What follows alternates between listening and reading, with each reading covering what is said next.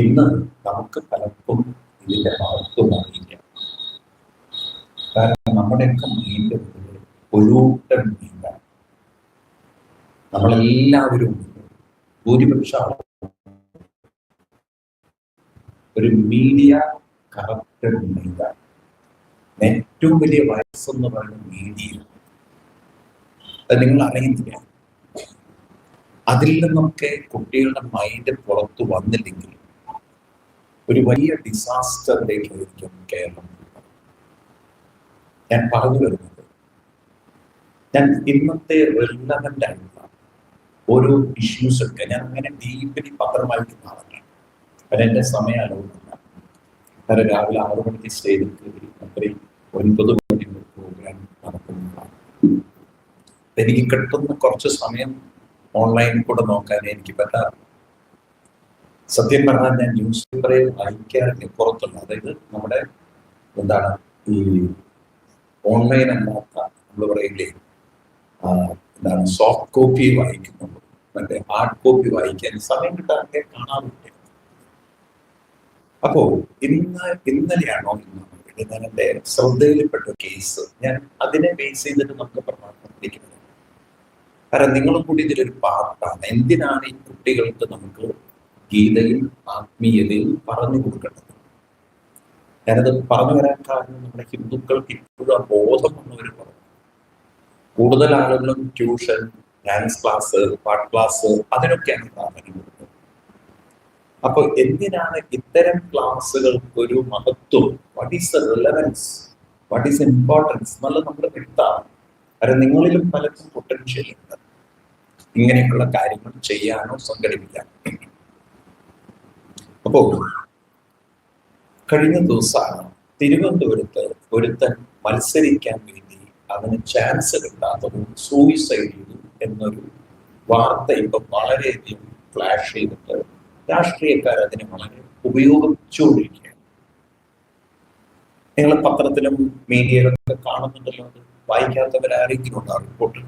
ഒരു ചെറുപ്പക്കാരന് ഒരു പാർട്ടി സീറ്റ് നിഷേധിച്ചു എന്നതിന്റെ പേരിൽ ആ പാർട്ടിക്കാരൻ സൂയിസൈഡ് ചെയ്ത വാർത്ത മീഡിയയിൽ നടന്നു നിൽക്കുന്നുണ്ട്. കാരണം ഞാൻ TV കാണാറില്ല. എന്റെ ഈ ഓൺലൈൻ ന്യൂസിന്റെ ആ ട്രെൻഡിങ്ങിൽ എനിക്ക് മനസ്സിലാവും എത്രമാത്രം ഈ ന്യൂസ് രാഷ്ട്രീയപരമായിട്ട് ഉപയോഗിക്കുന്നു. ഞാൻ പറഞ്ഞത് ശരിയാണോ? ഈ വാർത്ത അറിഞ്ഞു എല്ലാവരും. നിങ്ങൾ മിണ്ടാതിരിക്കരുത്. എങ്കിലുണ്ട്, ഇല്ലെങ്കിലില്ല. വായിച്ചു? കുട്ടികൾ വായിച്ചോ? എത്ര പേര് വായിച്ചു ന്യൂസ്?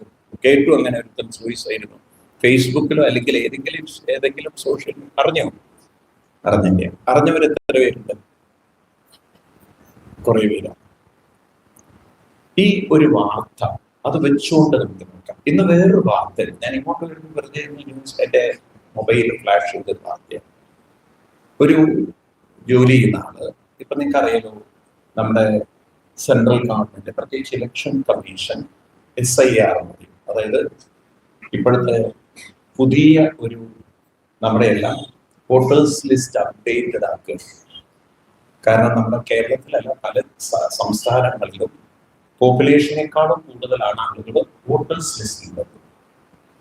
ഇതിലൊരു ശരിയില്ലായ്മയുണ്ട് എന്ന് മനസ്സിലാക്കി അതിനെ റെഗുലറൈസ് ചെയ്യാൻ വേണ്ടിയിട്ടാണ് അവര് SIR എന്നൊരു പരിപാടി ചെയ്യുന്നത്. ഒരുപാട് ആക്ഷേപങ്ങളൊക്കെ ഉണ്ടാവില്ല. പക്ഷെ ഇന്ന് ഒരു ഉദ്യോഗസ്ഥൻ, ഞാൻ ഇന്നത്തെ ഒരു വാർത്ത പറയാം, വർക്ക് ലോഡാണ്, അതും ഇതും ചെയ്യണം എന്ന് പറഞ്ഞുകൊണ്ടാണ് സൂയിസൈഡ്. രണ്ടും കൂടെ എനിക്ക് പറ്റില്ല. വായിച്ചു? എനിക്ക് ലേറ്റസ്റ്റ് വാർത്തയാണ്. ആരെങ്കിലും വായിച്ചു? ഞാൻ ഇങ്ങോട്ട് വരുന്ന സമയത്ത് ഫ്ലാഷ് ചെയ്ത്. അപ്പൊ നിൽക്കട്ടെ, നമുക്ക് ആദ്യത്തെ കേസ് എടുക്കാം. എന്തിനാണ് ഇത് പഠിക്കുന്നത്? ഒരാൾക്ക് സീറ്റ് നിഷേധിച്ചത് കൊണ്ട് അയാൾ ആത്മഹത്യ ചെയ്തു. ഇതിനെ നമ്മൾ എങ്ങനെ നോക്കിക്കാണും? മീഡിയ കാണുന്നത് ഇയാൾ എന്തോ പാർട്ടിക്കാർ പറ്റിച്ചു, എന്തോ ഓഫർ കൊടുത്തു, അല്ലെ?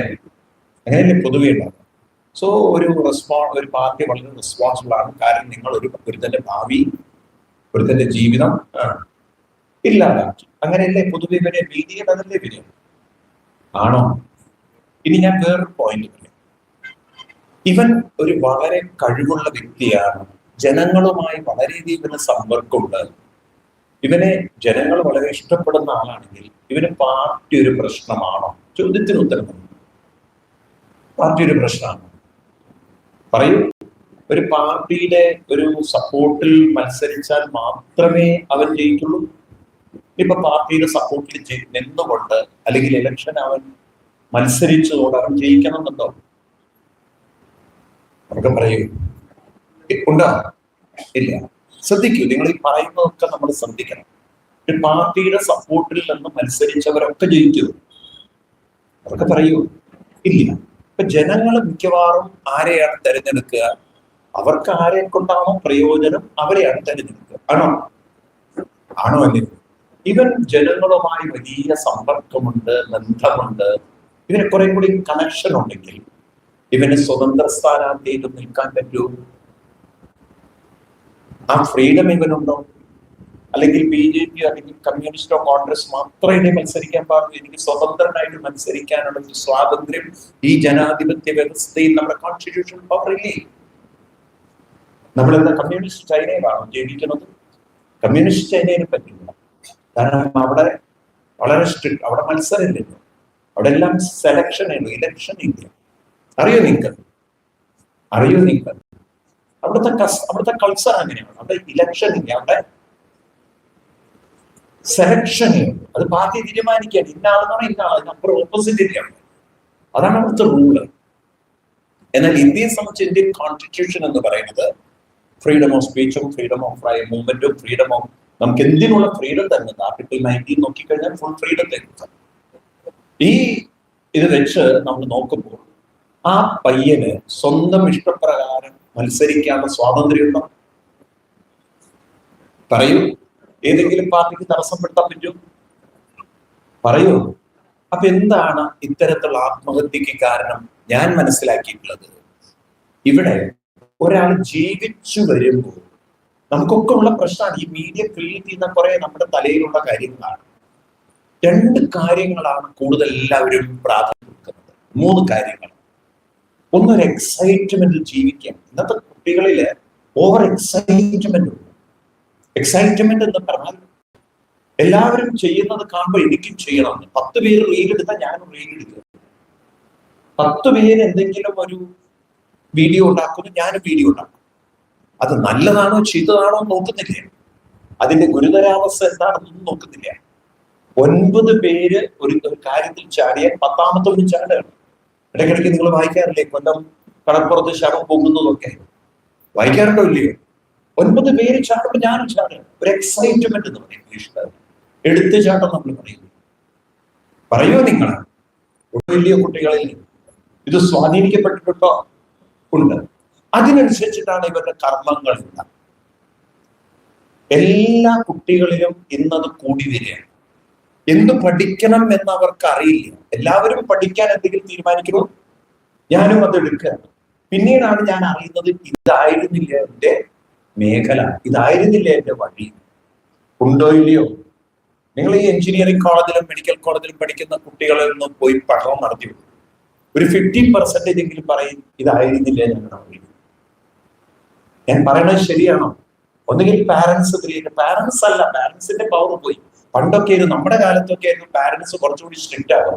നീ ഇത് പഠിച്ചാൽ നീ അത് പഠിച്ചാൽ, അങ്ങനെയൊക്കെ ഒരു കാലം ഉണ്ടായി. ഇന്നിപ്പോ അത് കുറഞ്ഞു. ഇന്നിപ്പോ കൂട്ടുകാരുടെയും സോഷ്യൽ ഇൻഫ്ലുവൻസും ഇപ്പൊ സോഷ്യൽ മീഡിയ ഇൻഫ്ലുവൻസും ഒക്കെ കുട്ടികളിൽ കൂടി വരിക. ആണോ അല്ലയോ? എന്താ നിങ്ങൾ മിണ്ടാത്തത്? ആണോ? ഇത് നമ്മൾ അംഗീകരിക്കണം. ഒരു സോഷ്യൽ വൈറസ് ഇന്ന് കുട്ടികളുടെ തലയിൽ. എന്താണ്? ഒരു സോഷ്യൽ മീഡിയ വൈറസ്. അതൊന്നും നമ്മുടെ കുട്ടികളിൽ. അപ്പൊ ഇവിടെയാണ് നമുക്ക് ചിന്തിക്കേണ്ടത്. ഒരാളുടെ ജീവിതത്തിൽ ആദ്യം മുന്നിൽ നിൽക്കേണ്ടത് എക്സൈറ്റ്മെന്റ് ആണോ അതോ ആറ്റിറ്റ്യൂഡ് നിൽക്കേണ്ടത്? എന്താ what you mean by attitude? Attitude എന്ന് പറയുന്നത് ഉണ്ടാവണമെങ്കിൽ അതിന് സ്പിരിച്വൽ ആവണം. ഏതാവണം? അവിടെയാണ് നമുക്ക് ഇത്തരം ക്ലാസ്സുകളും അതുപോലെ തന്നെ ഡെയിലി നമ്മുടെ പ്രേയേഴ്സും കുറച്ചു നേരം 5 മിനിറ്റ്സ് മെഡിറ്റേഷൻ ഒക്കെ ചെയ്യുമ്പോൾ എന്റെ ആറ്റിറ്റ്യൂഡ് എന്ന് പറയുന്നത് കുറെ കൂടി എനിക്ക് ഡെവലപ്പ് ചെയ്യുന്നു. ഞാനിപ്പോ ഇങ്ങോട്ട് വരുന്നത് കാലിക്കറ്റിൽ സപ്താഹം കഴിഞ്ഞാണ്. കാലിക്കറ്റിലായിരുന്നു എനിക്ക് സപ്താഹം. ഇന്നലെ കഴിഞ്ഞത്, ഇന്നലെ രാത്രി എത്തിയത്. ഒരമ്മ മകളെയും കൊണ്ട് എൻ്റെ അടുത്ത് വന്നു. മകള് പഠിക്കുന്ന മെഡിക്കൽ കോളേജിലാണ്. എവിടെയാണ്? സെക്കൻഡ് ഇയറിൽ മെഡിക്കൽ കോളേജ് പഠിക്കുന്ന ഒരു കുട്ടിയുടെ കഥയെ ഞാൻ പറയുന്നത്. നീറ്റൊക്കെ എഴുതി പാസ്സായി, ഇങ്ങനെ കിട്ടിയ ഗവൺമെന്റ് കോട്ടയിൽ കിട്ടിയ കുട്ടിയാണ്. അതായത് കാശൊന്നും കൊടുത്ത് മാനേജ്മെന്റ് കോട്ടയിൽ വാങ്ങിച്ചാൽ. അപ്പൊ അത്രയും റാങ്കിലേക്ക് വരാനുള്ള കഴിവൊക്കെ ആർക്കുണ്ട്? നീറ്റിനെ അറിയാലോ. നീറ്റ് പാസ്സായാൽ മാത്രം പോരാ, റാങ്കിൽ വന്നാലേ ഗവൺമെന്റ് കോട്ടയിൽ കിട്ടുള്ളൂ, അല്ലെങ്കിൽ മാനേജ്മെന്റ് കോട്ടയിൽ പൈസ കൊടുത്ത് കയറണം. ഈ കുട്ടി ഗവൺമെന്റ് കോട്ടയിൽ കയറി എന്ന് വെച്ചാൽ ആ കുട്ടിക്ക് അത്രയും എന്തുണ്ടായിരുന്നു? ഗവൺമെന്റ് കോട്ടയിൽ കയറാൻ മാത്രമുള്ള റാങ്ക് ഉണ്ടായിരുന്നു. ഈ കുട്ടി ഇപ്പൊ വളരെ ഡിപ്രഷൻ വന്ന മെഡിക്കൽ കോളേജുകാരായതുകൊണ്ട് ഡോക്ടർമാര് തന്നെ ബൈപ്പോളർ എന്നുള്ള ഒരു ഇത് റിയലൈസ് കുട്ടിയുടെ അമ്മയോട് പറഞ്ഞു കൊടുത്ത് കുട്ടിക്ക് ട്രീറ്റ്മെന്റ്. ഈ കുട്ടി എന്നോട് സംസാരിച്ചത്, ആരും എന്നെ അവരുടെ കൂട്ടത്തിൽ കൂട്ടുന്നില്ല, എല്ലാവരും എന്നെ അവഗണിക്കുന്നു, ഞാൻ എന്തോ ഒരു വേണ്ടാത്തതുപോലെ, എന്നെ എല്ലാവരും എന്തോ ഒരു രീതിയിൽ കാണുന്നു, ചിലരൊക്കെ നോട്ടം എന്നെ വല്ലാതെ ഹേർട്ട് ചെയ്ത് ഡിസ്റ്റർബ് ചെയ്യും. അപ്പൊ എനിക്ക് മനസ്സിലായി ഈ കുട്ടി ഒരു കോംപ്ലക്സിൽ ജീവിക്കുക, ഒരു മെന്റൽ കോംപ്ലക്സിൽ. എന്താ കോംപ്ലക്സ് എന്ന് വെച്ച് കഴിഞ്ഞാൽ, എനിക്ക് എന്തോ ഒരു കുറവുണ്ടെന്ന് മറ്റുള്ളവര് എന്നെ നോക്കിക്കൊണ്ടിരിക്കും, എന്നെ അതിങ്ങനെ അലട്ടുന്നു. അപ്പൊ അവളെ ഒഴിവാക്കുന്നത് പോലെ തോന്നുന്നു, അവോയ്ഡ് ചെയ്യുന്ന പോലെ തോന്നുന്നു, അവളെ എന്തോ ഒരു വേണ്ടാത്ത ഒരു സാധനമാണെന്നുള്ള രീതിയിൽ അവര് ഒരു അവേഷനോടുകൂടിയൊക്കെ അവര് നോക്കുന്നു. ഇവളങ്ങോട്ട് അവരുടെ കൂട്ടത്തിൽ വരുമ്പോ അവരൊന്നും മിണ്ടിടില്ല, അതുവരെ വർത്തമാനം പറഞ്ഞുകൊണ്ടിരുന്നവര്. ഇതൊക്കെ ഒരു കുട്ടിയെ ഹേർട്ട് ചെയ്യോ? നിങ്ങളുടെ മക്കളായാൽ അവരെ ഹേർട്ട് ചെയ്യോ? ഇത് പറയൂ നിങ്ങൾ. അപ്പൊ ആ കുട്ടി ഹോസ്റ്റലിൽ ഇത് കണ്ട് കുട്ടി ഭയങ്കര മെന്റലി ഡിപ്രഷനിൽ പോയി. അപ്പോ ഞാൻ ഈ കുട്ടിയോട് പറഞ്ഞ കാര്യം, അതായത് നമ്മൾ എപ്പോഴും ഉണ്ടല്ലോ, മറ്റുള്ളവരിലൂടെ നമ്മളെ നോക്കാനാണ് നിങ്ങൾ പഠിച്ചിട്ടുള്ളത്. അപ്പൊ നിങ്ങളുടെയൊക്കെ കുട്ടികൾ അതാ ചെയ്യും. മറ്റുള്ളവരുടെ കഴിവ്, നമ്മൾ അങ്ങനെ വളർന്നിട്ടുണ്ട് കുറച്ച്. മറ്റുള്ളവർക്ക് കഴിവുണ്ടെങ്കിൽ നമ്മൾ ഇമ്മീഡിയറ്റ്ലി ഒരു കമ്പാരിസൺ നടക്കും, എനിക്ക് അത്ര കഴിവില്ല എന്ന്. ആണോ? എന്താ വേണ്ടാത്തത്? മറ്റുള്ളവരുടെ സൗന്ദര്യം നോക്കിക്കൊണ്ട് നമ്മൾ കണ്ണാടിയിൽ നോക്കിക്കൊണ്ട് പറയാം, എനിക്ക് അത്ര സൗന്ദര്യം ഉണ്ടോ ഇല്ലയോ? ഈ കോംപ്ലക്സുകളൊക്കെ മനുഷ്യന്റെ ഉള്ളിൽ ഉണ്ടോ? ഒരു കമ്പാരിസൺ ഉണ്ടോ? ഉണ്ടാവില്ലയോ? സമ്പന്നരെ നോക്കി ഇല്ലാത്തവൻ ഒരു കമ്പാരിസൺ ഉണ്ടാവൂ, എനിക്ക് ഇത്ര സമ്പത്തില്ല, ഉണ്ടാവില്ലയോ? അപ്പൊ മനുഷ്യന്റെ ഉള്ളിൽ ഒരു കമ്പാരിസൺ ഉണ്ട്. ഇത് നമ്മൾ തിരിച്ചറിയണം. നമ്മളിലൊക്കെ എന്തുണ്ട്? ഒരു കമ്പാരിസൺ. നമ്മൾ മറ്റുള്ളവരുമായി നമ്മളിന്ന് താരതമ്യം ചെയ്യും. ഈ താരതമ്യം ചെയ്യുമ്പോഴുണ്ടല്ലോ, നമ്മൾ എടുക്കുന്ന ഒരു തീരുമാനം എന്താ വെച്ചാൽ, മറ്റുള്ളവരിലുള്ള നല്ലതൊക്കെ കാണും, നമ്മളിലുള്ള കുറവിനെയും നമ്മൾ കാണും. ഈ കുറവുകളെ കാണാൻ തുടങ്ങിക്കഴിഞ്ഞാൽ മനസ്സിനൊരു പ്രത്യേകത ഉണ്ട്. അത് തന്നെ വീണ്ടും വീണ്ടും മനസ്സ് ആവർത്തിച്ച് ചിന്തിച്ച് അങ്ങനെ ഒരു കുറവ് തനിക്കുള്ള പോലെ തോന്നും. നമ്മൾ പറയാറുണ്ടല്ലോ, കുറുക്കൻ ചത്തുപോയാലും അതിന്റെ കണ്ണ് കോഴിക്കോട്ട് തന്നെയാണെന്ന് വെച്ചാൽ അത് അങ്ങനെ അതിന്റെ സ്വഭാവം പോലെ എന്ന് പറഞ്ഞ പോലെയാണ്. പിന്നെ ആര് നമ്മളെ നോക്കിയാലും നമുക്ക് തോന്നും നമ്മൾ എന്തോ ഒഴിവാക്കാനാണ്, നമ്മളിൽ എന്തോ കുറവുള്ളത് കൊണ്ടാണ് അത് തോന്നുന്നത്. അപ്പൊ തന്നിൽ എന്തോ കുറവുണ്ടെന്ന് ആരാ പറഞ്ഞത്? മറ്റുള്ളവര് പറഞ്ഞതാണോ? സ്വയം ചിന്തിച്ചുണ്ടാക്കിയതാണോ? അവർക്ക് പറയുക, നിങ്ങൾ സ്വയം ചിന്തിച്ചിട്ടാണോ മറ്റുള്ളവർ പറഞ്ഞിട്ടാണോ? അതങ്ങനെ ചിന്തിച്ച് അതിന്റെ ഒരു ഗ്രാവിറ്റി കൂടുമ്പോൾ, അതിനൊരു പ്രോമിനൻസ് കൂടുമ്പോൾ, പിന്നെ അതൊരു വലിയ ജീവിതത്തിൽ ബ്ലോക്കായി മാറും. ഇന്നത്തെ കുട്ടിക്ക് അതായി മാറി, ഒരു സൈക്കോളജിക്കൽ പ്രശ്നമായി മാറി. കുട്ടി ഒരു മാനസിക രോഗിയാവുന്ന അവസ്ഥയിലേക്ക് എത്തി. നമുക്ക് മെഡിക്കൽ കോളേജിൽ പഠിക്കുന്ന കുട്ടിയാണ്, ഈ കുട്ടിയാണ് നാളെ ഡോക്ടറാകുന്നത്. അപ്പൊ ഇവിടെയാണ് നമുക്ക് സ്പിരിച്വാലിറ്റിയുടെ ആവശ്യം. സ്പിരിച്വാലിറ്റി എന്ന് പറയുന്നത് എന്താണ്? ഇത് നമ്മൾ പഠിച്ചിട്ടില്ല. നമ്മളെ സംബന്ധിച്ച് തെറ്റായ സ്പിരിച്വാലിറ്റിയാണ് നമ്മൾ പഠിച്ചിരിക്കുന്നത്. നമ്മൾ സ്പിരിച്വാലിറ്റി അല്ല പഠിച്ചിരിക്കുന്നത്, നമ്മൾ പഠിച്ചത് റിലീജിയനാണ്. റിലീജിയനും സ്പിരിച്വാലിറ്റി രണ്ടും വ്യത്യാസമാണ്. റിലീജിയൻ എന്ന് പറയുന്നത് നിങ്ങൾ ഒരു അമ്പലത്തിൽ പോകുന്ന റിലീജിയനാണ്, തൊഴുന്നത് റിലീജിയനാണ്, പ്രാർത്ഥിക്കുന്നത് റിലീജിയനാണ്. അതിന് സ്പിരിച്വാലിറ്റിന്റെ യാതൊരു ബന്ധമില്ല. സ്പിരിച്വാലിറ്റി എന്ന് പറഞ്ഞാൽ ഗുരുശിഷ്യ ബന്ധമാണ്. എന്താണ്? ഒരു ഗുരുശിഷ്യ ബന്ധമാണ്. ആരെങ്കിലും നമ്മളെ ഗൈഡ് ചെയ്യുന്നതാണ് സ്പിരിച്വാലിറ്റി. അതാണ് നിങ്ങൾ വിചാരിക്കുന്ന അമ്പലത്തിൽ പോയാൽ നമ്മൾ സ്പിരിച്വൽ ആയിരുന്നു. അതാണ് ഹിന്ദുക്കൾ ഭൂരിപക്ഷം ചോദിക്കുന്നത്. എല്ലാവരും ഞാൻ അമ്പലത്തിൽ പോയി ഞാൻ പ്രാർത്ഥിക്കാറുണ്ട്, എന്നിട്ടും എന്തായിരിക്കും വിജയിക്കാത്തത്, ഞാൻ പ്രോഗ്രസ് ചെയ്യാത്തത്, എന്റെ ജീവിതത്തിൽ നല്ലതൊന്നും നടക്കാത്തത്. എത്രയോ ഹിന്ദുക്കൾക്ക് കല്യാണം നടക്കുന്നില്ല, എത്രയോ ഹിന്ദുക്കൾക്ക് ജോലി കിട്ടുന്നില്ല, ഞങ്ങളൊക്കെ അമ്പലത്തിൽ മുടങ്ങാതെ ചെയ്യും. അത് കുറെ ഈ പൂജാരിമാര് വഴിതെറ്റിക്കുന്നുണ്ട്. പൂജാരിമാർക്കും ജ്യോത്സ്യന്മാർക്കും ഇതിലൊരു വലിയ പങ്കുണ്ട്. കാരണം അവര്, നിങ്ങൾ വിചാരം അവരെടുത്ത് പോയി ചരട് കെട്ടിയാൽ, അവര് പറയുന്ന പോലെ ഒരു ധാര നടത്തിയാൽ പ്രശ്നം തീരുന്നതാണ്. അബ്സല്യൂട്ട്ലി റോങ് ആയിരുന്നു. ഹിന്ദുമതം എന്നതൊരു പൂജാ ബേസ്ഡ് റിലീജിയൻ അല്ല. ഹിന്ദുമതം എന്ന് പറയുന്നത് ഗുരുശിഷ്യ പരമ്പരയുടെ സംസ്കാരമാണ്. ഗുരുക്കന്മാരിലൂടെ രൂപപ്പെട്ട, അല്ലാതെ പൂജാരിമാരിലൂടെ രൂപപ്പെട്ടതല്ല. പൂജയൊക്കെ വന്നത് ഈ റീസെന്റ് വർഷങ്ങളിലാണ്. നമുക്ക് പൂജ ബേസ്ഡ് റിലീജിയൻ ആക്കി എടുത്തത്. അതാണ് ഞാൻ ഇക്കാര്യത്തിൽ കുറെ നമ്മുടെ ഹിന്ദുക്കളെ കുറ്റം പറയും. നിങ്ങൾ തെറ്റ് പഠിച്ച് കുട്ടികളെ തെറ്റിലേക്ക് കൊണ്ടുവരും. ഒരു പൂജ ചെയ്തുകൊണ്ട് കിട്ടുന്നതല്ല ഹിന്ദുവിന്റെ സംസ്കാരം. അത് തെറ്റ് പഠിപ്പിക്കരുത് കുട്ടികൾ. നമ്മുടേത് എന്താണ്? നമ്മുടെ സംസ്കാരം എന്താണ്? ഗുരുശിഷ്യ സംസ്കാരമാണ്. എന്താണ്? അതൊക്കെ നമ്മൾ പഠിക്കുന്നില്ല, നമ്മൾ അറിയുന്നില്ല. നിങ്ങൾ നോക്കൂ, നമ്മുടെ ഭാരതീയ സംസ്കാരം എന്ന് പറയുന്നത് സദാശിവ സമാരംഭം. ചൊല്ലു, സദാശിവ സമാരംഭം. എവിടുന്നാ തുടങ്ങുന്നത്?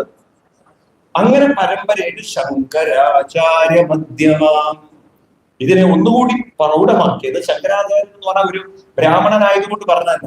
ഈ സംസ്കൃതിയെ ഒന്നുകൂടി റിച്ച് ആക്കി, ഇത് എൻറിച്ച് ചെയ്തത്, ഇതിന് കുറച്ചുകൂടി എനർജി പകർന്നത്, ഇതിനെ കുറച്ചുകൂടി ജനകീയമാക്കിയ ആചാര്യനാണ് ആര്? ശങ്കരാചാര്യ സ്വാമികൾ. ശങ്കരാചാര്യ സ്വാമികൾ ജനകീയമാക്കി എന്ന് പറഞ്ഞാൽ എന്താണ്? അദ്ദേഹം ദേശം നടന്നു. അതുവരെ ആരും നടക്കാറില്ല. അതുവരെ എല്ലാവരും അവരുടെ ആശ്രമത്തിലിരിക്കും. ശിഷ്യന്മാര് വേണമെങ്കിൽ അവിടെ പോയി പഠിക്കുന്ന ഒരു കാലമായിരുന്നു. ശങ്കരാചാര്യ സ്വാമികളാണ് ആദ്യത്തെ ഒരു നാഷണൽ ഇന്റഗ്രേഷൻ നടത്തിയ ആളാണ്. അദ്ദേഹം ഇവിടുന്ന് നടന്നു. എവിടുന്ന്? കാലടിയിൽ നിന്ന് പോയി അദ്ദേഹം പഠിച്ചത് എവിടെ പഠിച്ചെന്നറിയോ? എവിടെ അദ്ദേഹം പഠിച്ചത്? നർമ്മദയുടെ തീരത്ത്, ഭോപ്പാലിന്റെ അടുത്ത്, അതായത് ഇൻഡോർ എന്ന് പറഞ്ഞ സ്ഥലത്ത്. എവിടെയാണ് ഇൻഡോർ എന്ന് പറഞ്ഞ? അന്ന് അദ്ദേഹത്തിന്റെ ഗുരുവിന്റെ ഗുരുകുലം അവിടെയായിരുന്നു, ഗോവിന്ദാചാര്യന്. പിന്നീട് അതൊക്കെ കഴിഞ്ഞ് അദ്ദേഹം ഭാരതം മുഴുവൻ കറങ്ങി. അദ്ദേഹം കാശ്മീരിൽ പോയിരുന്നു. ആ കാശ്മീരിലുള്ള സ്ഥലത്തിന്റെ പേരാണ്, അതൊക്കെ കേട്ടിട്ടുണ്ടോ നിങ്ങൾ? കാശ്മീരിൽ അദ്ദേഹം പോയിരുന്നു. ഇതൊക്കെ ഈ കുട്ടികൾക്ക് പറഞ്ഞു കൊടുക്കണ്ടേ നിങ്ങൾ? കാശ്മീരിൽ പോയിരുന്നു. എവിടെയാണ് കാശ്മീരിൽ? എവിടെയാ പോയത്? അന്നത്തെ വലിയൊരു സർവകലാശാല ഉണ്ടായിരുന്നു നമുക്ക് അവിടെ. ആ സർവകലാശാലയ്ക്ക് തകർന്നു പോയി. സർവകലാശാല ഇതിന് പിടിക്കാൻ പറ്റില്ല. കാരണം അവിടെ ഒരു ഇന്റലക്ച്വൽ ആയിട്ടുള്ള നമുക്ക് വേണ്ട റിസർച്ച് സെന്റർ എന്നൊക്കെ പറയാം. അതായിരുന്നു ശാരദാപീഠം. ഏതായിരുന്നു? 30,000 ഗ്രന്ഥങ്ങൾ അവിടെ ഉണ്ടായിരുന്നു എന്ന് എഴുതിയിരിക്കുന്നത്. എത്ര? ഇതിനെക്കുറിച്ചുള്ള റെഫറൻസ് വെച്ചിട്ടാണ് ഞാൻ പറഞ്ഞത്, അല്ലാതെ ഞാൻ കേട്ടറിവല്ല പറയുന്നത്. 30,000 ഗ്രന്ഥങ്ങൾ എവിടെ? കത്തിച്ച് തകർത്ത് നശിപ്പിച്ചു കളഞ്ഞ. അതൊക്കെ മനസ്സിലായില്ലേ? ഇപ്പൊ അങ്ങനെ ശാരദാപീഠം നമുക്കുണ്ടായി. ശങ്കരാചാര്യ സ്വാമികൾ കാശിയിൽ വന്നു. ശങ്കരാചാര്യ സ്വാമികൾ അങ്ങനെ ഹിമാലയത്തിൽ പോയി, ബദ്രീനാഥിൽ പോയിട്ടുണ്ട്, കേദാർനാഥിൽ പോയിട്ടുണ്ട്. ഭാരതം മുഴുവൻ നടന്ന് 4 മഠങ്ങൾ സ്ഥാപിച്ചു എന്നൊക്കെ കേട്ടിട്ടുണ്ടോ? അങ്ങനെ നടന്ന് പലർക്കും ഈ അദ്വൈത സംസ്കാരത്തെ പഠിപ്പിച്ചു കൊടുത്ത ജനകീയനായതുകൊണ്ടാണ് ശങ്കരാചാര്യ മധ്യമ. പിന്നെ ആരാണ്? അസ്മദാചാര്യ പര്യന്ത. പറയൂ. അസ്മത് നമ്മുടെ ആചാര്യന്മാരെ, ആചാര്യ പര്യന്തം പിന്തുടർന്നു വന്ന ആചാര്യന്മാര്. വന്ദേ ഗുരുപരമ്പരാം. പറയൂ. അപ്പൊ നമ്മൾ പൂജാരി പരമ്പരയിൽ വരുന്നതാണോ ഗുരുപരമ്പരയിൽ വരുന്നതാണോ? ഗുരുർ ബ്രഹ്മ, ഗുരുർ വിഷ്ണു, ഗുരുദേവല. പൂജാരി എന്നല്ല വന്നത്. പക്ഷെ നമുക്ക് എന്തു പറ്റി? ഈ ഗുരു പരമ്പര എന്നുള്ളത് നഷ്ടപ്പെട്ടു. അപ്പൊ നമ്മൾ അന്ധവിശ്വാസം കുട്ടികളെ പഠിപ്പിച്ചു. അമ്പലത്തിൽ പോവുക, അതൊരു അന്ധവിശ്വാസമാണ്. ഞാൻ പറയുന്നത് കുട്ടികളെ നിങ്ങൾ അമ്പലത്തിൽ കൊണ്ടുപോയി പ്രാർത്ഥിക്കുന്നത് ഒരു അന്ധവിശ്വാസം. ഞാനിപ്പോ നിങ്ങൾ പറഞ്ഞാൽ നിങ്ങൾ ഞാൻ യുക്തിവാദിയാണ്. ഇത് തെറ്റാണ് നിങ്ങൾ ചെയ്യുന്നത്. അതുകൊണ്ടല്ലേ ഈ കുട്ടികൾ ആത്മഹത്യ ചെയ്യുന്നത്. അപ്പൊ നിങ്ങളുടെ ജോലി എന്തായെന്ന് വെച്ചാൽ കുട്ടികളെ അമ്പലത്തിൽ കൊണ്ടുപോകുന്നതിന് മുമ്പ് അറിയണം എന്തിനാണ് അവിടെ പറയൂ കൊണ്ടുപോകണ്ടേ. ഇത് നിങ്ങൾക്ക് അറിയൂ? എന്താ ഒന്നും മിണ്ടാത്തത്?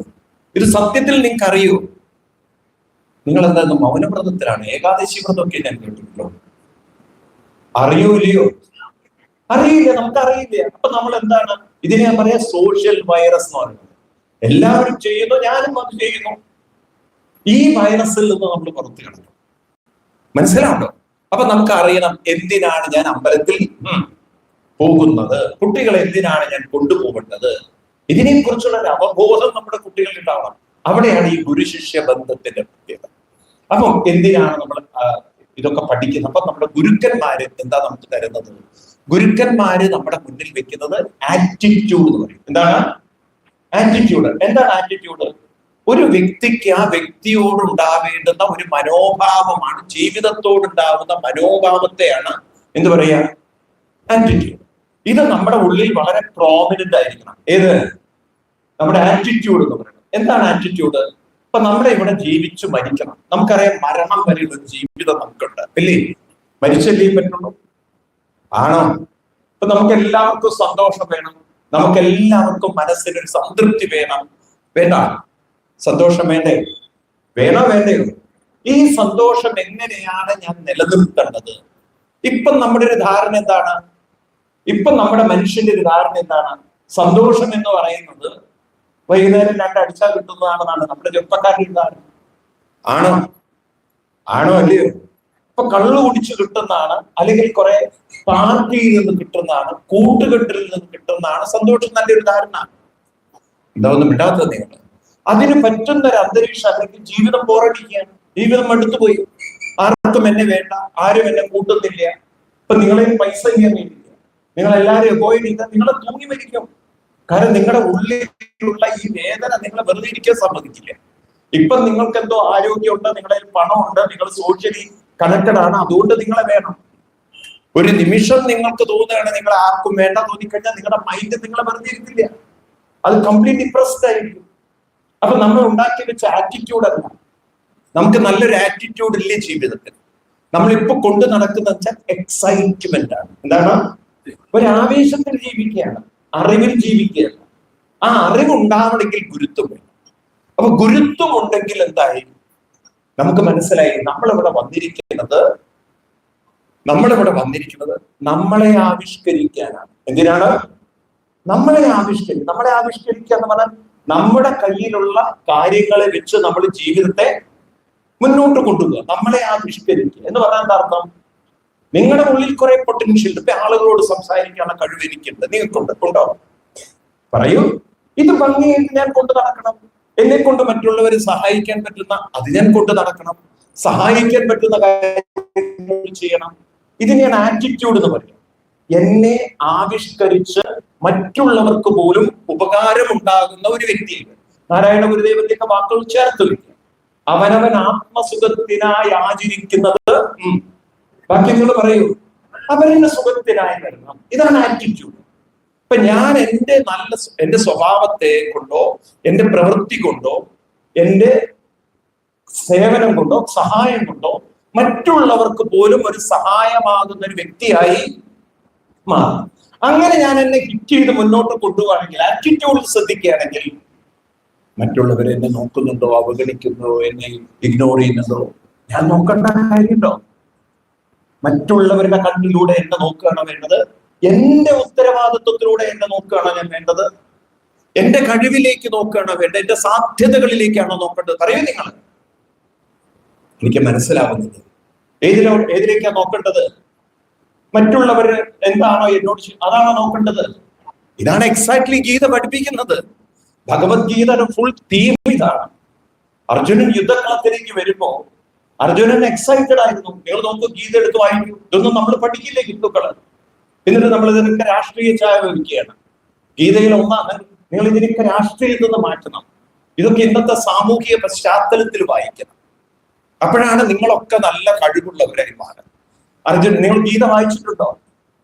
ഇതൊന്നും തുടരുന്നുണ്ടോ? ജന്മം തൊഴുത് അമ്പലത്തിൽ പോയി ചരടും കെട്ടി പോണം. ഈ പൊട്ട ഭക്തി കൊണ്ട് നടക്കരുതേ. അത് ഭക്തിയേ അല്ല. നിങ്ങൾ 2000 വർഷത്തിലേക്ക് ഹിന്ദുമതത്തെ ചുരുക്കരുത്. ഇവിടെ അമ്പലം ഇല്ലാത്തൊരു കാലം ഉണ്ടായിരുന്നു ഭാരതത്തിൽ, ഇല്ല? ഉണ്ടായിരുന്നോ? നിങ്ങൾക്ക് ചരിത്രം അറിയണം. അമ്പലം ഇല്ലാത്തൊരു ഭാരതം ഉണ്ടായിരുന്നോ? ഈ ചരിത്രത്തിന്, ഈ സംസ്കൃതിക്ക് എത്ര പ്രായമുണ്ട്? ഹിന്ദു സംസ്കൃതിക്ക് എത്ര പ്രായമുണ്ടെന്നാണ് നിങ്ങൾ മനസ്സിലാക്കിയത്? എന്താ നിങ്ങളൊക്കെ ഒന്ന് മൗനത്തിലാണ്? ഇതൊന്നും നമ്മൾ പഠിക്കില്ല, നമ്മൾ മനസ്സിലാക്കില്ല. അതുകൊണ്ട് കുട്ടികളെ നിങ്ങൾ വഴിതെറ്റിക്കും. 5000-ലധികം വർഷം പഴക്കമുള്ള സംസ്കാരമാണ് ഏത് ഏത് ഹിന്ദു സംസ്കാരം. ഈ അമ്പലമൊക്കെ ഇപ്പോഴാ വന്നത്. അമ്പലം വന്നിട്ട് അധികമായിട്ടില്ല. അതിൽ കുട്ടികളെ കൊണ്ടുപോയി കുരുക്കിയിടരുത് നിങ്ങൾ. ആ അമ്പലം അമ്പലം അമ്പലം വെച്ചുകൊണ്ടാണ് ഇന്നത്തെ സ്വർണം കക്കേണ്ട അവസ്ഥയിലേക്ക് എത്തിയത് അമ്പലം. അതിനപ്പുറത്തൊരു ഗുരുശിഷ്യ ബന്ധത്തിലേക്ക് സംസ്കൃതി കൊണ്ടുപോകണം. ഏതിലേക്ക്? നമ്മൾ അതിലേക്ക് വളരുന്നില്ലെങ്കിൽ ഇനിയും ആത്മഹത്യ കാണാൻ നമുക്ക്. എത്ര അമ്പലങ്ങൾ ഉണ്ടായിട്ട് കാര്യമില്ല. മനസ്സിലാവുണ്ട നിങ്ങൾക്ക്? ഇനിയും ആത്മഹത്യകൾ നമ്മൾ കാണേണ്ടി വരും. നിങ്ങൾ കണ്ണു തുറന്നു നോക്കൂ. ഈ കഴിഞ്ഞ 2 വർഷത്തെ പത്രം എടുത്തു നോക്കിക്കഴിഞ്ഞാൽ സത്യസന്ധമായി പറയും, നോണ പറയുന്നത്, ഏറ്റവും കൂടുതൽ ഏത് സമുദായത്തിൽ നിന്നാണ് ആത്മഹത്യ? സത്യം പറയൂ നിങ്ങൾ. എന്ത് ഇവരൊക്കെ അമ്പലത്തിൽ പോയവരല്ലേ? എന്തേ ദേവന്മാര് രക്ഷിക്കാത്തത്? ഇവര് പൂജ ചെയ്തതിനൊന്നും ശക്തിയില്ലേ? ഇതിന് ഉത്തരം നിങ്ങൾ പറയണം. കാരണം നിങ്ങൾ അന്ധവിശ്വാസമാണ് പഠിപ്പിച്ചു വെച്ചിരിക്കുന്നത്. എവിടെ പറഞ്ഞിരിക്കുന്നത് ദേവന്മാര് രക്ഷിക്കുന്നു? എവിടെ എഴുതി വെച്ചിരിക്കുന്നത്? നിങ്ങളൊന്ന് കാണിച്ചു തരും എനിക്ക്. ഒരു ശ്ലോകം നിങ്ങൾ കാണിച്ചു തരും ഗ്രന്ഥത്തില്. ഞാൻ ഭാഗവതം കൊണ്ട് നടക്കുന്ന ആളാണ്. ഞാൻ ഇതുവരെ വായിച്ചിട്ടില്ല. 14,441 ശ്ലോകമുണ്ട് ഭാഗവതത്തിൽ. അതിലൊരു ശ്ലോകത്തിൽ പോലും ഇത് എഴുതി വെച്ചിട്ടില്ല. 701 ശ്ലോകം, 700 ശ്ലോകം ഗീതയിൽ ഇത് എഴുതി വെച്ചിട്ടില്ല. എവിടുന്നാ നിങ്ങൾ ഇത് എടുത്ത് പറയണത്? അപ്പൊ നമ്മൾ ഈ അറിവ് നേടുമ്പോഴാ മനസ്സിലാക്കുക, ആളുകൾ പിന്തുടരുന്നത് അന്ധവിശ്വാസമാണ്. കുറെ അന്ധവിശ്വാസം. അത് നിങ്ങളൊക്കെ ഉത്തരവാദികളാണ് ഈ കുട്ടികളെ വഴിതെറ്റിക്കുന്നത്. അതുകൊണ്ട് അവർ എക്സൈറ്റഡ് ആണ്, അവർ സോഷ്യൽ മീഡിയ ഇൻഫ്ലുവൻസ്ഡ് ആണ്, അവരങ്ങനെ ഒരു സമൂഹത്തിന്റെ കൂടെ പോവാണ്. ജെൻസി എന്നൊക്കെ പറഞ്ഞ ഈ വാക്കുകൾ ഇപ്പം വന്നത് അതുകൊണ്ടാണ്. നിങ്ങൾ കണ്ടില്ലേ രാഹുൽ ഗാന്ധി? ഞാൻ പാർട്ടി കുറ്റം പറയില്ല, അദ്ദേഹം പറഞ്ഞൊരു ജെൻസി ഏറ്റെടുക്കുന്ന അടുത്ത ബോംബ് പൊട്ടിക്കുന്നത്. അവനവനെ പൊട്ടിക്കാൻ അറിയാത്ത സാധനം ജനങ്ങളെങ്ങനെ പൊട്ടിക്കുക? ഇപ്പൊ നോക്കൂ, നിങ്ങൾ ഓരോ ഇലക്ഷനൊക്കെ കാണുന്നില്ലേ നിങ്ങൾ ട്രെൻഡ്? അപ്പൊ ഇവിടെ നമ്മൾ മനസ്സിലാക്കണം, നമ്മുടെ കുട്ടികൾ മുന്നിൽ വെക്കേണ്ടത് ഏതാണ്? എക്സൈറ്റ്മെന്റ് അല്ല, ആവേശമല്ല, ആറ്റിറ്റ്യൂഡ്. What is attitude? അവനവനെ ആവിഷ്കരിക്കുന്നതാണ് ആറ്റിറ്റ്യൂഡ്. പറയൂ. അവനവനെ എന്താ ആവിഷ്കരിക്കുക പറഞ്ഞാൽ? അവനവന്റെ ഉള്ളിലുള്ളതിനെ പുറത്തു കൊണ്ടുവരുന്നതിന് എന്റെ ആവിഷ്കാരം എന്ന് പറയാം. ആണോ? എന്റെ പെരുമാറ്റം, എന്റെ സേവനം, എന്റെ കഴിവ്. ഇപ്പൊ നേരത്തെ ഇവിടെ ഒരാൾ പാടുന്നു, അദ്ദേഹത്തിന്റെ ആ കഴിവിനെ അദ്ദേഹം കാണിക്കുന്നു, അല്ലെ? ഇതാണ് ആവിഷ്കാരം എന്ന് പറയുന്നത്. അപ്പം മറ്റുള്ളവരെ അല്ല നോക്കേണ്ടത്. ഏതാ നോക്കേണ്ടത്? എന്റെ ഉള്ളിലുള്ളതിനെ പുറത്തു കൊണ്ടുവരണം. അതിനെ മറ്റുള്ളവർക്ക് ഉപദ്രവമാവരുത്. നാരായണ ഗുരുദേവന്റെ വാക്കുകൾ അതുകൊണ്ടാണ് ചേർന്ന് വായിക്കണം. അവനവന് സുഖമുള്ളത്, സുഖം തരുന്നത്, മറ്റുള്ളവർക്ക് ഉപകാരപ്രദമായ രീതിയിൽ അങ്ങനെ ഞാൻ എന്റെ ജീവിതം കൊണ്ടു നടക്കുമ്പോൾ അവിടെയാണ് എനിക്ക് കോൺഫിഡൻസ് ഡെവലപ്പ് ചെയ്യുന്നത്. എന്താണ് കോൺഫിഡൻസ്? എന്താണ് കോൺഫിഡൻസ്? ഏത് സമൂഹമായാലും എനിക്ക് പ്രശ്നമില്ല, ഞാൻ എന്റെ സംസ്കൃതിയെ ഞാൻ അവിടെ കാണിക്കുന്നു, എന്റെ സംസ്കാരത്തെ ഞാൻ അവിടെ കാണിക്കുന്നു. മനസ്സിലായില്ലേ? ആ ഒരു സംസ്കാരത്തെ നമ്മുടെ കുട്ടികൾ കാണിക്കാൻ തുടങ്ങിയാൽ അവർ പുറകോട്ട് പോകില്ല. ഞാൻ നിങ്ങളെ വെല്ലുവിളിക്കാൻ ഇക്കാര്യത്തിൽ. നിങ്ങൾ ഇവിടെ അടുത്തുള്ള ഏതെങ്കിലും സ്കൂളിൽ പോവുക, ഈവൻ പ്രൈവറ്റ് സ്കൂളാണെങ്കിൽ ഗവൺമെന്റ് സ്കൂളിൽ പോവുക. ഇവിടെ അധ്യാപകരായിട്ട് റിട്ടയർ ചെയ്ത് എത്ര പേരുണ്ട്?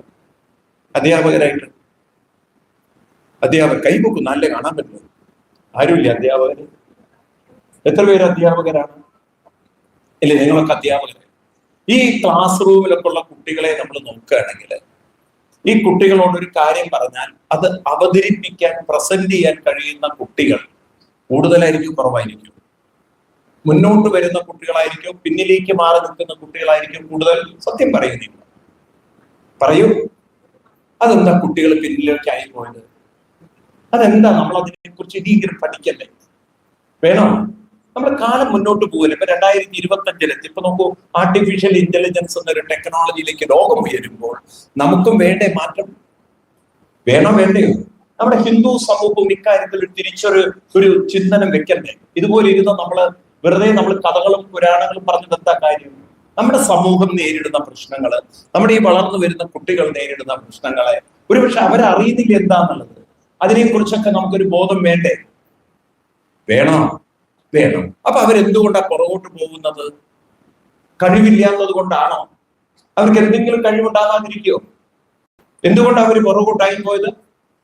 അവർ പുറകോട്ടാവുന്നതിന്റെ കാരണം അവരുടെ ആവിഷ്കാരത്തെ അല്ല നോക്കുന്നത്, മറിച്ച് അവര് മറ്റുള്ളവര് എങ്ങനെ കമന്റ് ചെയ്യും, മറ്റുള്ളവരെങ്ങനെയായിരിക്കും ഇതിനോട് പ്രതികരിക്കല്ലേ. ആണോ? കളിയാക്കോ? ഞാൻ പറഞ്ഞത് തെറ്റിപ്പോയാൽ ഇവരെന്നെ പുറത്തിറങ്ങുമ്പോൾ ശരിയാക്കൂ, അങ്ങനെ ഒരു പേടി ഉണ്ടാവും കുട്ടികളിൽ. ഉറക്കെ പറയൂ. എന്നെ മറ്റുള്ളവരെ മുന്നിൽ വെച്ച് മോശമാക്കോ എന്നുള്ളൊരു ഭയം കുട്ടികളിൽ ഉള്ളതിലുണ്ടാവുന്നതുകൊണ്ടായിരിക്കും അവർ മുന്നോട്ട് വരാത്ത. സത്യം പറയുന്നില്ല, നിങ്ങളൊക്കെ അനുഭവിച്ച കാര്യമല്ലേ ഇത്? ആണോ ഞാൻ പറയുന്നത്? ആണെങ്കിൽ ആണ്, അല്ലെങ്കിൽ അല്ല. നമ്മൾ ചർച്ച ചെയ്യണം, അല്ല ഞാൻ നിങ്ങളെ കൊണ്ട് ഉത്തരം പറയുകയല്ല. ഇതൊരു ഉത്തരം കണ്ടെത്തണം. നാളെ നമ്മുടെ കുട്ടികൾ പുറകോട്ട് പോവാതിരിക്കാൻ എന്താ വഴി? നാളെ നമ്മുടെ കുട്ടികൾ ഇതിൽ നിന്നും അവർക്ക് കിട്ടുന്ന ഒരു അവസരത്തിൽ നിന്ന് പുറകോട്ട് പോവാതിരിക്കാൻ എന്താ വഴി? എന്താ വഴി? നിങ്ങൾ ഇപ്പോഴും കൂടെ വന്നില്ല. അവരുടെ ഉള്ളിൽ ഉറപ്പിക്കണം, ഞാൻ ഈ ഒരു കാര്യത്തിൽ എന്നെ വിളിച്ചിട്ടുള്ളത് എന്റെ ഉള്ളിലുള്ള കാര്യത്തെ ആവിഷ്കരിക്കാനാണ്. അത് എന്റെ ഇഷ്ടത്തിൽ ആവിഷ്കരിക്കാം. എനിക്കിഷ്ടപ്പെട്ട ടീച്ചർ പാടാൻ പറഞ്ഞു, എനിക്കൊരു പക്ഷെ പാട്ടറിയില്ല, അത് കാക്കേ കാക്കേ കൂടെ കൂടിനകത്തൊരു കുയിലില്ലേ, രണ്ടുപേരും ഏതെങ്കിലും ഒരു പാട്ട് പാടി വരാൻ എനിക്ക് എന്തൊരു വിഷമം. അത് സംഗീതത്തിലാണോ രാഗത്തിലാണോ താളം, ഞാൻ എന്തിനാ പറയുന്നത്? ശരിയാണോ ഞാൻ പറയുന്നത്? എന്താ ഒന്നും മിണ്ടാത്തത്? ഏത് കുട്ടിക്ക് എന്ത് പാട്ടാന്ന് ആർക്കാണ് അറിയാത്തത്? ഞാനൊരു ഉദാഹരണം പറഞ്ഞത് മാത്രം. എനിക്ക് അറിയില്ലെങ്കിലും എനിക്കത് അറ്റംപ്റ്റ് നടത്തിക്കൂടെ? ആ അറ്റംപ്റ്റ് നടത്തണം എന്നുണ്ടെങ്കിൽ ഞാൻ ഏതിൽ ഫോക്കസ് ചെയ്യണം?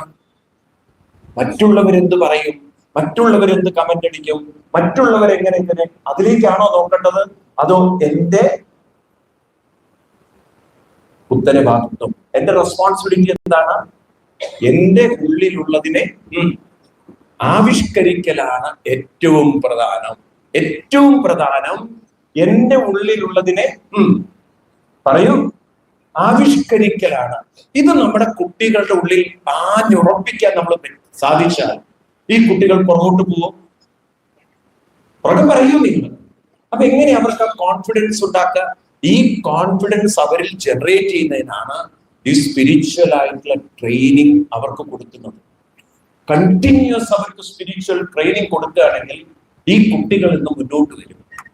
ഞാൻ പറയുന്നത്, ഇന്ന് നമ്മുടെ പല സ്ഥാപനങ്ങൾ, ഇപ്പം ശ്രീ രവിശങ്കർജി കുറെ ചെയ്യുന്നുണ്ട്, അതുപോലെ തന്നെ ഒരുപാട് ചിന്മയ മിഷൻ ഒരുപാട് ചെയ്യുന്നുണ്ട്, അമൃതാനന്ദമയി മിഷൻ ഒരുപാട് ചെയ്യുന്നുണ്ട്.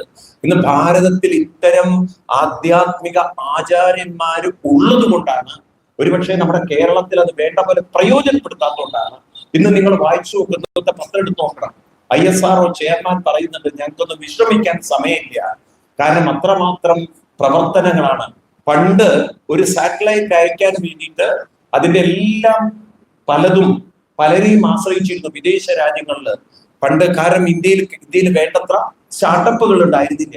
ഇന്നിപ്പോ 4000-ഓളം സ്റ്റാർട്ടപ്പുകൾ പലതും വന്നിട്ടുണ്ടെങ്കിൽ അതിനൊക്കെ ഒരു കാരണം ഈ കുട്ടികളുടെ ഉള്ളിൽ ജനറേറ്റ് ചെയ്യുന്ന ഒരു കോൺഫിഡൻസ് തന്നെയാണ്. മനസ്സിലാവുണ്ടല്ലോ?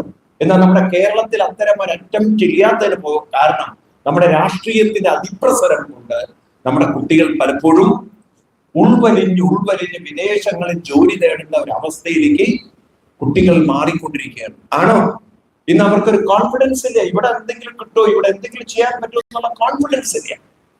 മനസ്സിലാവുണ്ടോ ഞാൻ പറയുന്നത്? ഇതിലൊരു മാറ്റം ഉണ്ടാക്കണോ നമുക്ക്? പറയൂ. ഇനി നമ്മൾ ഗീത എടുത്തു നോക്കാം. ഇതെങ്ങനെ ഗീതയുമായിട്ട് യോജിക്കണം? ഭഗവത്ഗീത എടുത്തു നോക്കിക്കഴിഞ്ഞാൽ 1-ാമത്തെ അധ്യായത്തിന് അർജുനൻ യുദ്ധക്കളത്തിലേക്ക് വരുമ്പോ അർജുനന്റെ ഉള്ളിൽ ഒരു ഓവർ കോൺഫിഡൻസ്, എന്താ പറയുക, എടുത്തുചാട്ടം, ഒരു എക്സൈറ്റ്മെന്റ്. ഈ എക്സൈറ്റ്മെന്റ് വെച്ചിട്ടാണ് അർജുനൻ കൃഷ്ണനോട് പറയുന്നത്, സേനയോർ ഉഭയോർ മധ്യേ രഥം സ്ഥാപയ. ഈ ശ്ലോകം വളരെ ഇമ്പോർട്ടന്റ് ആണ്. എന്താ പറയുന്നത്? സേനയോർ ഉഭയോർ മധ്യേ രഥം സ്ഥാപയ. അത് നോക്കൂ നിങ്ങൾ, ഈ ശ്ലോകം വളരെ ഇമ്പോർട്ടന്റ് ആണ്. ഞാൻ പറയാൻ കാണിച്ചാൽ, യുദ്ധം ചെയ്യുമ്പോൾ രണ്ട് പക്ഷത്തു നിന്നാണ് യുദ്ധം ചെയ്യേണ്ടത്. ഒരു പക്ഷത്തിന് ഒരു സ്ഥലമുണ്ടാവും. ഇപ്പൊ നമ്മുടെ ആർമി ആയാലും എല്ലാം ആയാലും, ഇപ്പൊ പാകിസ്ഥാനെതിരെ ഇപ്പൊ നമ്മൾ ഓപ്പറേഷൻ സിന്ദൂർ നടത്തുമ്പോൾ ഏത് വിങ്ങനെ എവിടെയാണ് എങ്ങനെയാണ് ഓപ്പറേഷൻ ചെയ്യേണ്ടതെന്നുള്ള ഓൾറെഡി ഒരു പ്ലാൻ തയ്യാറാക്കിയിട്ടാവില്ലേ? ഒരു പ്ലാൻ ഉണ്ടാവില്ലേ? തോന്നിയതുപോലെ ഇങ്ങോട്ട് അടിക്കുകയാണോ? അല്ല, എല്ലാം വെൽ പ്ലാൻഡ് ആയിരിക്കും. ആണോ? ഒരു മാപ്പ് ഓൾറെഡി ഓപ്പറേഷൻ മാപ്പ് ഓൾറെഡി പ്രിപ്പയർഡ് ആയില്ല. അപ്പൊ നമ്മൾ വീടിന് പ്ലാൻ ഉണ്ടാക്കിയിട്ടല്ലേ വീട് കിട്ടുന്നത്. ഇതുപോലെ ഈ യുദ്ധത്തിന് ഒരു സ്ട്രാറ്റജി ഉണ്ടാവും. ആരെവിടെ നിന്ന് യുദ്ധം ചെയ്യണം, ആരായിരിക്കണം നയിക്കേണ്ടത്, ആരാണ് ഫസ്റ്റ് തുടങ്ങേണ്ടത്. ഇല്ല, ഇപ്പൊ ക്രിക്കറ്റിലൊക്കെ നമ്മൾ കാണുന്നു ഓപ്പണിംഗ് ബാറ്റ്സ്മാൻ ആരായിരിക്കണം. ഇതൊക്കെ നേരത്തെ പ്ലാൻ ചെയ്യുന്ന പോലെ യുദ്ധത്തിലും ഇത്തരം സ്ട്രാറ്റജി ഉണ്ട്. ഇവിടെ അർജുനൻ എന്താ കൃഷ്ണനോട് പറയുന്നത്? സേനയോഹോ, രണ്ട് സൈന്യത്തിന്റെയും മധ്യേ സ്ഥാപയ. അവിടെയാണോ കൊണ്ടുവയ്ക്കേണ്ടത്? മനസ്സിലായില്ലേ? ഇപ്പൊ നിങ്ങൾക്ക് സൈന്യത്തിന്റെ എന്റെ പൊസിഷൻ എവിടെയാണോ വെച്ചിരിക്കുന്നത്, കൃഷ്ണ എനിക്ക് എവിടെയാണോ എന്റെ പൊസിഷൻ അസൈൻ ചെയ്തിരിക്കുന്നത് അവിടെ കൊണ്ട് നിർത്തൂന്നല്ലേ ശരിക്കും പറയേണ്ടത്? ആണോ? പറയും. ഇപ്പൊ നമ്മുടെ ഈ കാലഘട്ടത്തിൽ തന്നെ നമുക്ക് നോക്കാം. ഇപ്പൊ നിങ്ങളൊരു സ്ഥലത്ത് പോവുകയാണെങ്കിൽ ഇപ്പൊ കാർ പാർക്കിംഗ് അതിന്റെ ഒരു വ്യവസ്ഥ വെച്ചിട്ടുണ്ട് അല്ലേ? തോന്നിയതുപോലെ നമ്മൾ പാർക്ക് ചെയ്ത് വരുമോ? എന്നതുപോലെ ഈ മിലിറ്ററി ഓപ്പറേഷനും ഒരു സിസ്റ്റം ഉണ്ടെങ്കിൽ അർജുനൻ എന്താ പറയേണ്ടത്? എന്റെ പ്ലേസ് എവിടെയാണോ അവിടെ കൊണ്ടുപോയി ഈ സൈന്യത്തെ വെക്കണം എന്നാണ്. അതിന് പകരം എന്താ പറഞ്ഞത്? സേനയോ ഉപയോഗമത്യേരുതം സ്ഥാപയ എന്ന് പറഞ്ഞാൽ അപ്പൊ മനസ്സിലാക്കണം, അർജുനൻ ഒരാവേശത്തിലാണ്, ബോധത്തിലല്ല, അറിവിലല്ല ഇരിക്കുന്നത്. ഒരാവേശത്തിൽ പറഞ്ഞതാണ് അല്ലേ? അതൊരാവേശമാണ് അങ്ങനെ പറയുന്നത്. അങ്ങനെ അർജുനൻ അത് പറഞ്ഞപ്പോ കൃഷ്ണൻ എന്ത് വെച്ചാൽ എവിടെ കൊണ്ടു നിർത്തി? അർജുനന്റെ പൊസിഷൻ എവിടെയാണോ അവിടെ കൊണ്ടു നിർത്തിയാൽ മതി. കൃഷ്ണൻ അവിടെ കൊണ്ടു നിർത്തിയില്ല. കാരണം അർജുനന്റെ മനസ്സ് മുഴുവൻ ആവേശത്തിലാണ്. ഇങ്ങനെ യുദ്ധം ചെയ്താൽ ഇത് പരാജയമാണ്. ഇത് മനസ്സിലാക്കി കൊടുക്കാൻ കൃഷ്ണൻ എവിടെ കൊണ്ടു നിർത്തിയത്? വല്ല ബോധമുണ്ടോ? കൃഷ്ണൻ എവിടെയാ രഥം കൊണ്ട് നിർത്തിയത്? ആർക്കാ പറയാൻ പറ്റുക? എവിടെ കൊണ്ട് നിർത്തിയത്? ഭീഷ്മദ്രോണരുടെ മുന്നിൽ കൊണ്ടാ നിർത്തിയത്. എവിടെ? എന്തിനാ അവിടെ കൊണ്ട് നിർത്തിയത്? കാരണം അവരുടെ മുന്നിൽ നിർത്തുമ്പോഴേ അർജുനന്റെ തനി സ്വഭാവം എന്താന്നുള്ളത് അർജുനൻ അറിയും. അർജുനന്റെ മാനസികാവസ്ഥ എന്താണെന്ന് അർജുനൻ അറിയണമെങ്കിൽ ഒരു ചാലഞ്ചിന്റെ മുന്നിൽ അർജുനനെ കൊണ്ട് നിർത്തണം. എന്നിട്ട് കൃഷ്ണൻ ഒരു കമന്റ് പറഞ്ഞു. അർജുനൻ ചോദിക്കേണ്ട ആരാ എന്നോട് യുദ്ധം ചെയ്യാൻ കാണട്ടെ പറഞ്ഞു. അർജുന, ഈ മഹാന്മാരാണ് എന്നോട് യുദ്ധത്തിന് വന്നിരിക്കുന്നത്. അവരാണ് ഒരു വാക്കൂടെ പറഞ്ഞു, നിന്നെ ഇങ്ങനെ ആക്കിയത്. ഇനി എന്താ ചായക്കൂടും? കഴിഞ്ഞില്ലേ? അവരാണ് നിന്നെ ഈ കോലത്തിലാക്കിയത്. അവരാണ് നിന്നോട് യുദ്ധത്തിന് വന്നത്. ഇനി എന്താച്ചാ ആയിക്കോളും. പിന്നെ എന്താ കാണുന്നത് അറിയും? ദേവദസ്യ ശരീരത്തിൽ ഗാന്ധീപം. കൃഷ്ണ, ഗാന്ധീപം കയ്യിൽ നിന്ന് വീണു, തല കറങ്ങുന്നു, ശരീരത്തിന് പിടിച്ചിട്ട് കിട്ടുന്നില്ല. എനിക്ക് എന്റെ മനസ്സും ശരീരവും ഒക്കെ കയ്യിൽ നിന്ന് നഷ്ടപ്പെട്ടു പോകുന്നു. അതായത് അർജുനൻ ശാരീരികമായും മാനസികമായും തളർന്ന് പരിപ്പണമാവുന്ന കാര്യമാണ്. അപ്പൊ എന്താ നമ്മൾ മനസ്സിലാക്കേണ്ടത്? അർജുനനെ ആ അന്തരീക്ഷം സ്വാധീനിച്ചു അല്ലെ? അർജുനന്റെ ഉള്ളിൽ ഒരുപാട് ചോദ്യങ്ങൾ വരികയാണ്. എന്താ ചോദ്യം ഉണ്ടാവുക? ഞാൻ ഈ മഹാന്മാരെയൊക്കെ കൊല്ലുന്നത് ശരിയാണോ? നാളെ എല്ലാവരും എന്നെ ഒറ്റപ്പെടുത്തില്ലേ? നന്ദി കെട്ടവൻ. എടോ, തന്നെ ഈ ശിക്ഷണമൊക്കെ തന്നത് ഈ ഗുരുവല്ലേ? നിങ്ങളെയൊക്കെ വളർത്തിയ ആവും പാടും വെച്ച് വളർത്തിയത് ഈ പാവം പിതാമഹനല്ലേ? ഇവരൊക്കെ കൊന്നിട്ടാണോ നിങ്ങൾ രാജ്യം നേടേണ്ടത്? നന്ദി കെട്ട പണിയില്ലേ? ഇതൊക്കെ ആര് ചിന്തിക്കുകയാണ്? അർജുനൻ ചിന്തിക്കണം. അപ്പൊ അർജുനൻ ആരിലൂടെയാണ് തന്നെ നോക്കുന്നത്? മറ്റുള്ളവരിലൂടെ നോക്കുകയാണ്, ഒരു സമൂഹത്തിലൂടെ നോക്കുകയാണ്. അർജുനന്റെ കർത്തവ്യം മറന്നു, ഉത്തരവാദിത്വം മറന്നു. ഞാൻ ഒറ്റപ്പെടും, ഞങ്ങൾ ഒറ്റപ്പെടുത്തും, മറ്റുള്ളവർ പരിഹസിക്കും, മറ്റുള്ളവരെ അവഗണിക്കും. നിങ്ങൾ ചെയ്തത് ഏറ്റവും നീചമായ നിന്ദ്യമായ പ്രവൃത്തിയാണെന്ന് പറഞ്ഞ് ഞങ്ങളെ പരിഹസിക്കും. ഇത് ഞങ്ങൾക്ക് താങ്ങാനുള്ള ഒരു കഴിവ് ഉണ്ടാവില്ല എന്ന് ചിന്തിച്ച് അർജുനൻ യുദ്ധക്കളത്തിൽ തളർന്നുപോയി. അപ്പൊ നോക്കൂ നിങ്ങൾ, എല്ലാ കഴിവുകളും എല്ലാ അറിവുമുള്ള അർജുനൻ അനാവശ്യമായ ഒരു ചിന്തയിൽപ്പെട്ട് മാനസികമായി, ഇത് ഇന്നത്തെ കാലഘട്ടത്തിൽ പഠിക്കണം. വിദ്യാഭ്യാസമുള്ള ചെറുപ്പക്കാർ ആത്മഹത്യ ചെയ്യുന്നുണ്ടെങ്കിൽ അതിന്റെ പിന്നിൽ എന്തോ ഒരു നെഗറ്റീവായിട്ടുള്ള ഒരു ചിന്ത അവരുടെ തലയിൽ കയറിക്കൂടിയിട്ട്. വിദ്യാഭ്യാസം മാത്രം പോരാ, മനോഭാവം ശരിയല്ലെങ്കിൽ വിദ്യാഭ്യാസം ഉണ്ടായിട്ടും അവർക്ക് പറയൂ കണ്ടില്ലേ നിങ്ങൾ തീവ്രവാദത്തിലേക്ക് പോയ ഡോക്ടർമാരുടെ എണ്ണം 1-2 അറസ്റ്റ് ചെയ്തിരിക്കുകയാണ്. ഡോക്ടർ ആവാൻ ബുദ്ധിമുട്ടാണ്, പക്ഷെ അതിനേക്കാളും എന്താണ് എളുപ്പമാണ് മനുഷ്യന് നശിക്കാൻ വേണ്ടാത്ത കൂട്ടുകെട്ട് മതി, നശിക്കാൻ വേണ്ടാത്തതായിട്ടുള്ള ബന്ധങ്ങൾ മതി. ആണോ? സത്യം, മഴ പോലും പെയ്യുന്നുണ്ട്. സത്യം പറയുമ്പോഴാണ് മഴ പെയ്യുന്നത്. നിങ്ങളത് ആരോടും പറയരുത്. അപ്പം നാളെ എന്നെ എല്ലാവരും വിളിക്കും, സ്വാമി മഴ അവിടെ പെയ്യുന്നില്ല, സ്വാമി സത്യം പറഞ്ഞു. മനസ്സിലായി? നമ്മളെങ്ങനെ പറയല്ലേ, അമ്പലത്തിൽ ആ കൃത്യമായിട്ട് വെടിയൊക്കെ പൊട്ടുമ്പോ നമ്മളെന്താ പറയാ? ഓ, ഞാൻ പറഞ്ഞത് വളരെ ദൈവം പോലും കേൾക്കുന്നുണ്ട്. ഇവിടെ ഉണ്ടോ അറിയില്ല, ഈ പല്ലി ശബ്ദിക്കുമ്പോ സത്യം എന്ന് പറയോ? നമ്മളങ്ങനെ പറയാറില്ല. എന്ന് പറഞ്ഞ പോലെ ഇത് മനസ്സിലാക്കുക. അതായത് നമ്മുടെയൊക്കെ ജീവിതത്തിൽ വെറും വിദ്യാഭ്യാസം മാത്രം പോരാ. ഏത് വേണം? ആ വാക്ക് മറക്കരുത് കുട്ടികൾ. ഏത് വേണം? ഒരു പോസിറ്റീവ് ആറ്റിറ്റ്യൂഡ് വേണം. പോസിറ്റീവ് ആറ്റിറ്റ്യൂഡ് എന്ന് പറഞ്ഞാൽ എന്താണ്? തന്നെ ആവിഷ്കരിക്കാനുള്ളൊരു കഴിവ്. അപ്പൊ തന്നെ ആവിഷ്കരിക്കുക എന്ന് പറഞ്ഞാൽ ഒറ്റ വാക്കിൽ അർത്ഥമാവില്ല. അതിൽ ഉത്തരവാദിത്വമുണ്ട്, മനസ്സിലായില്ലേ? അതിൽ ഓപ്പർച്യൂണിറ്റി ഉണ്ട്, നമുക്ക് കിട്ടുന്ന അവസരങ്ങളുണ്ട്, മനസ്സിലായില്ലേ? ഇതൊക്കെ മനസ്സിൽ വെച്ചുകൊണ്ട് വേണം നമ്മുടെ ജീവിതത്തിൽ മുന്നോട്ട് പോവാൻ. വാസ്തവത്തിൽ മനുഷ്യ ജന്മം പോലെ ഇത്ര നല്ലൊരു ജന്മം വരുന്നില്ല. നിങ്ങളൊക്കെ വിചാരിച്ചു കഴിഞ്ഞാലോ എവിടെ എത്തിക്കാൻ. കാരണം മനുഷ്യന്റെ ബ്രെയിൻ ഒരു പ്രത്യേകത. മനുഷ്യന്റെ ബ്രെയിൻ ഇനിയും വികസിക്കാനുള്ള കഴിവുണ്ട്, ഇനിയും വിടരാനുള്ള കഴിവുണ്ട്. ഒരു പൂ ഒരിക്കൽ വിടർന്ന പിന്നെ വിടരുന്നു. പക്ഷെ മനുഷ്യന്റെ മനസ്സിനും എത്ര വിടർന്നാലും അതൊരിക്കലും പൂർണ്ണമല്ലാതാവുന്നതാണ് ഏത്? മനുഷ്യന്റെ ബ്രെയിൻ. ഇപ്പൊ നോക്കൂ, നമ്മൾ കണ്ടുപിടുത്തങ്ങളുടെ ഏറ്റവും പാരമ്യതയിലെത്തുകയാണ്. ആർട്ടിഫിഷ്യൽ ഇന്റലിജൻസ് എന്നൊരു തലത്തിലേക്ക് മനുഷ്യൻ എത്തുമ്പോൾ ആ ബ്രെയിൻ സിസ്റ്റം വിടർന്നതിന്റെ കഴിവും സാധ്യതകൾ ഈ വിടരൽ ഇനിയും നമ്മുടെ കുട്ടികളിൽ സാധ്യമാവണമെങ്കിൽ ആ കുട്ടികളിൽ ഒരു സ്പിരിച്വൽ ആയിട്ടുള്ള പരിശീലനം കൊടുക്കുക. അങ്ങനെ സ്പിരിച്വൽ പരിശീലനം കൊടുക്കുമ്പോഴാണ് അർജുനൻ കൃഷ്ണനിലൂടെ പരിവർത്തനം വന്നത്. കൃഷ്ണനിലൂടെ വന്ന പരിവർത്തനം എന്താണ്? അർജുനന് യുദ്ധതന്ത്രങ്ങളൊന്നും കൃഷ്ണൻ പഠിപ്പിച്ചു കൊടുക്കുന്നില്ല. യുദ്ധക്കളത്തിൽ അർജുനന് പറഞ്ഞു കൊടുക്കുന്നത് ഗീതയുടെ കുറെ സന്ദേശങ്ങളാണ്, അല്ലെ? അതൊക്കെ നേരത്തെ ഉപനിഷത്തിലുള്ള കാര്യങ്ങളാണ്, പുതിയതൊന്നല്ല കൃഷ്ണൻ പറഞ്ഞു കൊടുക്കുന്നത്. അപ്പൊ അവിടെ കൃഷ്ണൻ പറഞ്ഞ ഒരു ശ്ലോകം ഇന്ന് നമുക്ക് നോക്കാം. ഒരു ശ്ലോകം, ഇത് നിങ്ങളുടെ തലയിൽ ഞാൻ വെച്ചിട്ടില്ലെങ്കിൽ അത് നിങ്ങൾ പിന്നെ ഇവിടെ നിന്ന് പോകുമ്പോൾ ഒന്നും കൊണ്ടുപോകുന്നില്ല. ഇതെങ്കിലും നിങ്ങൾ ഓർത്ത് വെക്കും.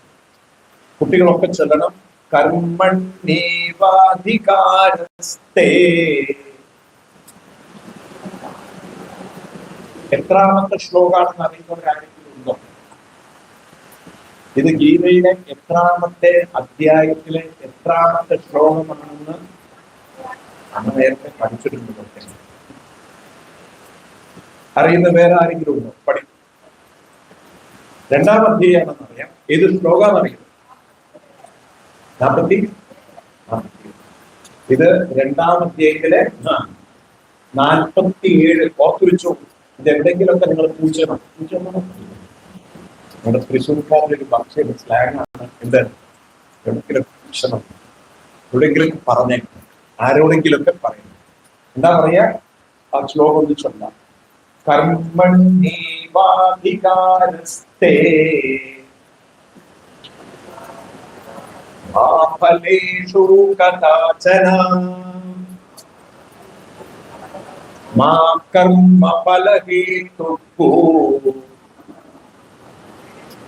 അതിങ്ങനെയാണ് ശരിക്കും. മാ ഫലഹേതു, മാ ഫലഹേതുഃ. ഇങ്ങനെയാണ് ചൊല്ലാനുള്ളൊരു ഇതിലാണ്. മാ കർമ്മ ഫലഹേതുഃ എന്നുള്ളൊരു നിർത്തിച്ചൊല്ലുന്നു. മാ കർമ്മ ഫലഹേതുഃ സങ്കോഷ്ട കർമ്മണി. 4 കാര്യങ്ങൾ കൃഷ്ണൻ പറയുന്നുണ്ട്.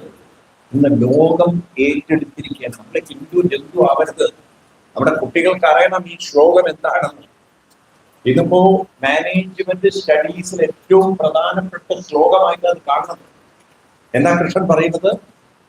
കർമ്മണി ഏവ അധികാര. പറയൂ. ഏവ അധികാര. നമുക്ക് കർമ്മം ചെയ്യാനുള്ള സ്വാതന്ത്ര്യമുണ്ട്. അധികാരം, ഫ്രീഡം. കർമ്മം എങ്ങനെ വേണം എന്ന് ചെയ്യാനുള്ള ഒരു സ്വാതന്ത്ര്യം. ഇപ്പൊ ഇവിടെ കൃഷ്ണൻ അധികാര എന്നൊരു വാക്ക് പറയുന്നത് കേവലം ഫ്രീഡത്തെ കുറിച്ച് മാത്രമല്ല പറയുന്നത്. അർജുന, നീ എങ്ങനെ കർമ്മം ചെയ്യണം? എങ്ങനെ കർമ്മം ചെയ്യണം? ഒരു ഉത്തരവാദിത്വത്തോടെ കർമ്മം ചെയ്യണം. നിന്നെ ആവിഷ്കരിക്കുന്ന രീതിയിൽ. അപ്പോഴാണ് ഉത്തരവാദിത്വം. എന്റെ ഉത്തരവാദിത്വം എന്താണ്? ആ വാക്ക് നിങ്ങൾ മറക്കരുത്. അതാണ് ആറ്റിറ്റ്യൂഡ്. എന്റെ ഉത്തരവാദിത്വം എന്താണ്? ഈ കുട്ടികളുടെ ഉത്തരവ്. ഞാൻ ഒരു കുട്ടിയെ ഇങ്ങോട്ട് വിളിക്കുകയാണ്. ആ വിളിക്കുന്ന സമയത്ത് കുട്ടിയുടെ മനസ്സിൽ അപ്പോഴേ ഉത്തരം വരണം. എന്നെ വിളിച്ചു, എന്റെ ഉത്തരവാദിത്വം എന്താണ്? എന്താ ചോദിച്ചത് എന്താണെങ്കിലും അവതരിപ്പിക്കുക. അതെനിക്ക് അറിഞ്ഞാലും കുഴപ്പമില്ല, അറിഞ്ഞില്ലെങ്കിൽ കുഴപ്പമില്ല, അറിയില്ലെങ്കിൽ അതിന്റെ എത്രയും. പക്ഷെ ഞാൻ എന്നെ ഭംഗിയിട്ട് എന്ത് ചെയ്യണം? അവതരിപ്പിക്കണം. അപ്പൊ എന്റെ ഉത്തരവാദിത്വം എന്താണ്? അവതരിപ്പിക്കലാണ് എന്റെ ഉത്തരവാദിത്വം, അല്ലേ? മനസ്സിലാവുണ്ടോ നിങ്ങൾക്ക്? കർമ്മണി ഏവ അധികാര എന്ന് പറഞ്ഞാൽ എന്താർത്ഥം? നിന്റെ അധികാരം, നിന്റെ ഉത്തരവാദിത്വം, നിനക്ക് കിട്ടിയ കർമ്മത്തെ നീ ഭംഗിയായി അവതരിപ്പിക്കലാണ്. ആ ശ്ലോകത്തിന് അർത്ഥം അങ്ങനെ എടുക്കണം. നിന്റെ കർത്തവ്യം എന്താണ്? നിന്റെ റെസ്പോൺസിബിലിറ്റി എന്താണ്? നിനക്ക് കിട്ടിയിരിക്കുന്ന ഒരു കർമ്മത്തെ, ഓപ്പർച്യൂണിറ്റിയെ നീ ആവിഷ്കരിക്കണം, അവതരിപ്പിക്കണം. അപ്പൊ ഇങ്ങോട്ട് നോക്കരുത്. മറ്റുള്ളവരെന്നെ കമന്റ് ചെയ്യുന്നതൊന്നും നോക്കരുത്. നീ എന്തിലേക്ക് നോക്കണം? എവിടേക്കാ നോക്കേണ്ടത്? എന്നെ എങ്ങനെയാണ് ഞാൻ ഈ സന്ദർഭത്തിൽ അവതരിപ്പിക്കുന്നത്? എന്നിൽ നിന്ന് എന്റെ മനസ്സ് വിട്ടുപോകരുത്. മറ്റുള്ളവരിലേക്ക് പോയാൽ കോംപ്ലക്സ്. അപ്പൊ ഞാൻ ഡൗണായി. അപ്പൊ എനിക്ക് ഫിയർ വന്നു. അപ്പൊ ഞാൻ ഇൻട്രോവേർട്ടഡ്. അപ്പൊ ഞാൻ പറയുന്നതും ചെയ്യുന്നതുമൊക്കെ തെറ്റിയിട്ടുണ്ടാവും. ആണോ? അല്ലയോ? അപ്പൊ നമ്മളിൽ തന്നെ മനസ്സുറപ്പിക്കാൻ സാധിക്കണമെങ്കിൽ അത് ഈ ശ്ലോകം പഠിച്ചുകൊണ്ട് കാര്യമില്ല. ആ മനസ്സുറപ്പിക്കുന്ന ചില പരിശീലനം നേരത്തെ. അതാണ് സ്പിരിച്വാലിറ്റി. അതൊരു അമ്പലത്തിൽ പോയി തൊഴുത് കിട്ടുന്നതല്ല. എന്നാൽ ഒരു അമ്പലത്തിൽ പോയാലും ജപിച്ചു കിട്ടുന്നതാണ്, ഭജിച്ചു കിട്ടുന്നതാണ്. ഈ കുട്ടികളൊക്കെ, നമ്മുടെ കുട്ടികളൊക്കെ ഡെയിലി എന്ത് ചെയ്യണം? ജപം വേണം. അതാണ് ഹിന്ദുക്കൾ കളഞ്ഞു കുടിച്ചത്. നമ്മുടെ കുട്ടികൾ വിഷ്ണു സഹസ്രനാമവും ലളിതാ സഹസ്രനാമവും അറിയാത്തവരായി ആരും ഉണ്ടാകരുത്. അപ്പൊ എന്താ ഈ ജപിക്കുന്നതുകൊണ്ട് ഗുണം? ജപിക്കുമ്പോൾ മനസ്സ് തന്നിൽ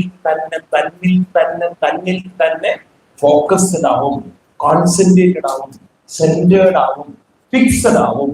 അങ്ങനെയുള്ള ഒരു മൈൻഡ് ഒരിക്കലും നമ്മളിൽ നിന്ന് സ്പ്ലിറ്റ് ചെയ്തു പോവില്ല, നമ്മളിൽ നിന്ന് സ്ലിപ്പ് ചെയ്തു പോവില്ല, നമ്മളിൽ നിന്ന് ഒരിക്കലും വഴുതി വീണ മറ്റുള്ളവരിലേക്ക് പോവില്ല. മനസ്സിലാവുന്നല്ലോ? What you mean by complex എന്ന് വെച്ച് കഴിഞ്ഞാൽ, കോംപ്ലക്സ് എന്ന് പറയുന്നത് നമ്മുടെ കയ്യിൽ നിന്ന് മനസ്സ് വിട്ടുപോകുന്നതാണ്. എന്ത് കോംപ്ലക്സ്? രണ്ടു തരം കോംപ്ലക്സ് ആണ് മനുഷ്യർക്ക് വരിക. ഒന്നുകിൽ സുപ്പീരിയോറിറ്റി കോംപ്ലക്സ്, അതാണ് എടുത്തുചാട്ടം, അതാണ് ആവേശം, അതാണ് എക്സൈറ്റ്മെന്റ്. അർജുനൻ യുദ്ധത്തിൽ കളത്തിൽ വന്നപ്പോൾ അതായിരുന്നു ആദ്യം കണ്ടത്, അല്ലെ? അപ്പൊ തെറ്റാണ് ചെയ്യാൻ, അതായത് ചെയ്യാൻ പാടില്ലാത്തതൊക്കെ അപ്പോ ചെയ്യും. എവിടെയായിരുന്നു? തന്റെ ആർമിയിലുള്ള പൊസിഷൻ അവിടെ നിർത്താനല്ല കൃഷ്ണനോട് പറഞ്ഞത്, സെൻട്രലിൽ പോയി നിർത്തും. അത് എടുത്തുചാട്ടം, അതൊരു ആവേശമാണ്. ആണോ? ഇതുപോലെ നീന്തൽ അറിയാത്തവൻ ഫ്രണ്ട്സ് ചാടുന്നത് കണ്ട് ചാടിയാൽ അത് ആവേശമാണ്. ആണോ അല്ലയോ? പറയൂ നിങ്ങൾ. ഇതുപോലെ പല തെറ്റായ കൂട്ടുകെട്ടിലും പോയി പെട്ട് എന്നിട്ട് ഞാൻ ഇതിലൊന്നും ഉത്തരവാദിയല്ല. അപ്പൊ നോക്കൂ നിങ്ങൾ, ഇനിയിപ്പോ അറസ്റ്റ് ചെയ്തുകൊണ്ടിരിക്കുക ഡോക്ടർമാരെ. അതിൽ ഒരുത്തന്റെ അമ്മ ഓൾറെഡി പറഞ്ഞു അവൻ അതിലൊന്നും പെട്ടില്ല. ആര് പറഞ്ഞു? ഇതിലൊക്കെ പോയി പെട്ടിട്ട് നിങ്ങൾക്ക് കൈ ഒഴിയാൻ പറ്റും. മനസ്സിലാവുണ്ടോ നിങ്ങള്? വളരെ നമ്മൾ ഹിന്ദു സമൂഹം ശ്രദ്ധിച്ചിട്ടില്ലെങ്കിൽ ഈ കുട്ടികൾ പുറകോട്ടാവും. ആരാ ഉത്തരവാദികള്? നിങ്ങളുടെ തെറ്റായ ഭക്തി. അമ്പലത്തിൽ കൊണ്ടുപോയി തൊഴിപ്പിച്ചു പോകരുത്, പാപം ചെയ്യരുത്. നിങ്ങൾ ആര് പറഞ്ഞ അമ്പലത്തിൽ കൊണ്ടുപോയി തൊഴിക്കലാണ് ഭക്തി എന്നുള്ളത്? തെറ്റു പഠിപ്പിക്കരുത്. അമ്പലത്തിൽ കൊണ്ടുപോകണം. എന്തിന്? ജപിച്ച് അവന്റെ ഉള്ളിൽ ആ ആത്മധൈര്യം അവർക്ക് പറയും വരുത്തണം. മനസ്സിലായി? നിങ്ങൾ നോക്കൂ, ഇന്ത്യൻ മിലിറ്ററി, ഇവിടെ മിലിറ്ററിയിൽ ജോലിക്കുന്നവരാരുമില്ല. മിലിറ്ററിയിൽ ജോലിക്കുന്ന ആരുമില്ല. ആരാണ്? മിലിറ്ററിയിൽ ജോലി ചെയ്ത ആരെങ്കിലും ഉണ്ടോ? ഉണ്ട്, അങ്ങളുണ്ട്. ഈ മിലിറ്ററിയിലൊക്കെ വെറും പരേഡും വെറും ട്രെയിനിങ് മാത്രമല്ല, ഓരോ മിലിറ്ററി ക്യാമ്പസിലും അവരുടെ എന്താണ് ക്യാമ്പുകളിലൊക്കെ അമ്പലങ്ങളും വൈകുന്നേരമായ തകർപ്പും ഭജനകളും. അവരിൽ ആ ഭക്തി ഇനിഷ്യേറ്റ് ചെയ്യുന്നുണ്ട്. ഇപ്പൊ അവരിൽ യോഗ ഇൻട്രൊഡ്യൂസ് ചെയ്തിട്ടുണ്ട് ഇല്ലേ? പലതും ഇപ്പോഴത്തെ ജവാന്മാരുടെ വീര്യം എന്ന് പറയുന്നത് അത്രമാത്രം സ്ട്രോങ് ആണ്. നിങ്ങളെ കേൾക്കണം, ചൈന നമ്മുടെ ജവാന്മാരെ ഇതിനിടയ്ക്കൊന്ന് കുറച്ച് 10-20 പേര് അവിടെ കാവല് നിന്ന സമയത്ത് അവരെ കയറി അറ്റാക്ക് ചെയ്തു നോക്കിയിട്ടില്ല. എന്തായിരുന്നു ആ സ്ഥലത്തിന്റെ പേര്? ലഡാക്കിന്റെ ബോർഡറിൽ ഒരു കുറച്ചായി, ഇപ്പൊ സംഭവം കുറച്ചായി കഴിഞ്ഞു. ഏതാണ്? കാർഗിലല്ല, അത് പാകിസ്ഥാനുമായിട്ട് ഒരു യുദ്ധത്തിലാണ്.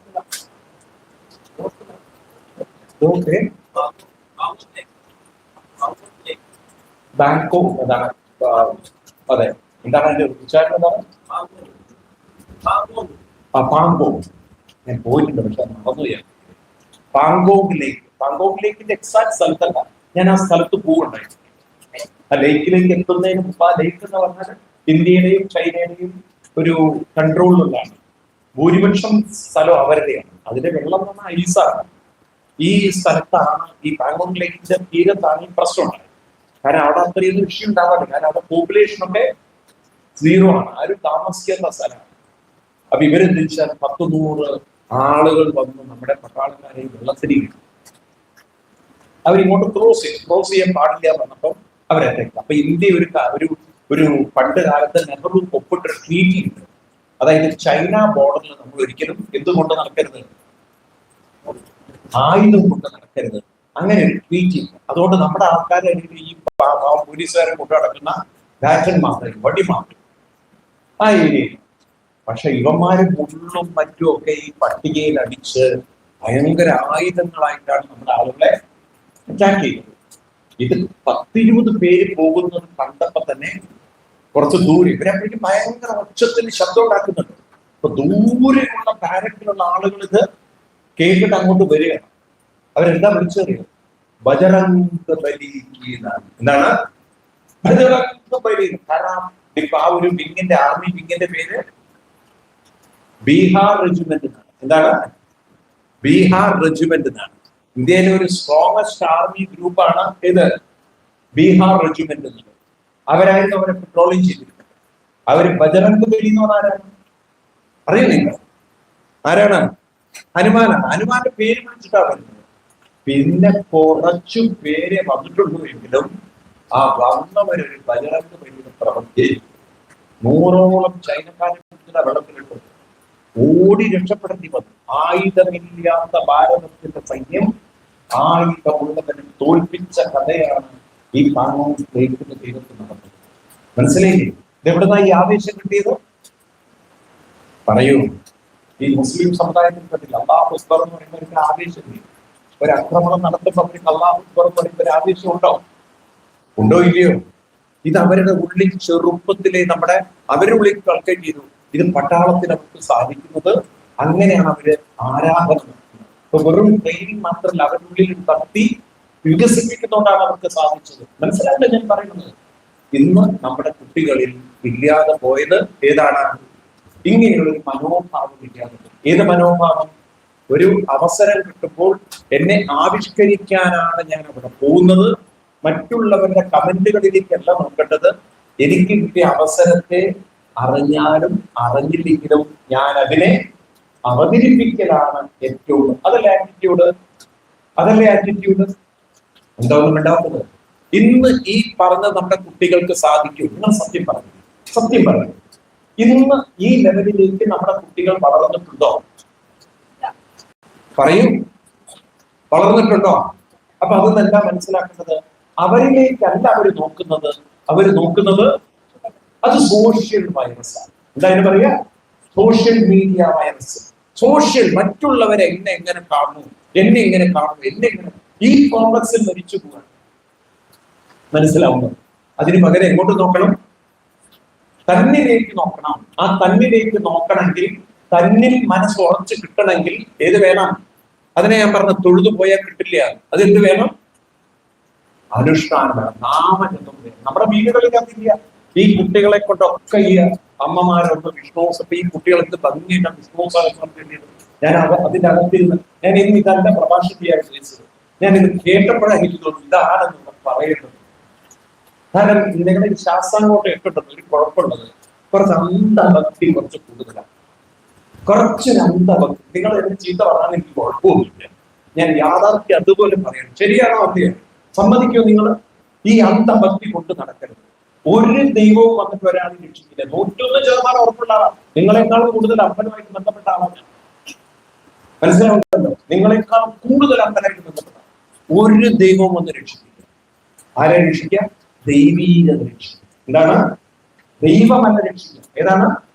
ഒരാളെ ആവിഷ്കരിക്കുന്ന ദൈവീകതയാണ്. അത് മനസ്സിലാക്കണം. നിങ്ങൾ ദൈവത്തോട് രക്ഷിക്കാന്നല്ല പറയേണ്ടത്. ഏത് രക്ഷിക്കണം? ദൈവീകത എന്നത് ആവിഷ്കാരം. ദൈവീകത എന്ന് പറഞ്ഞ ഉള്ളിലുള്ളത്. ഈ ഉള്ളിലുള്ളത് പുറത്തേക്ക് വരണമെങ്കിൽ ആ ഉള്ളിൽ മനസ്സിനെ ഉറപ്പിക്കുന്ന വിധത്തിലുള്ള ഒരു സാധനാനുഷ്ഠാനം ആർക്ക് വേണം?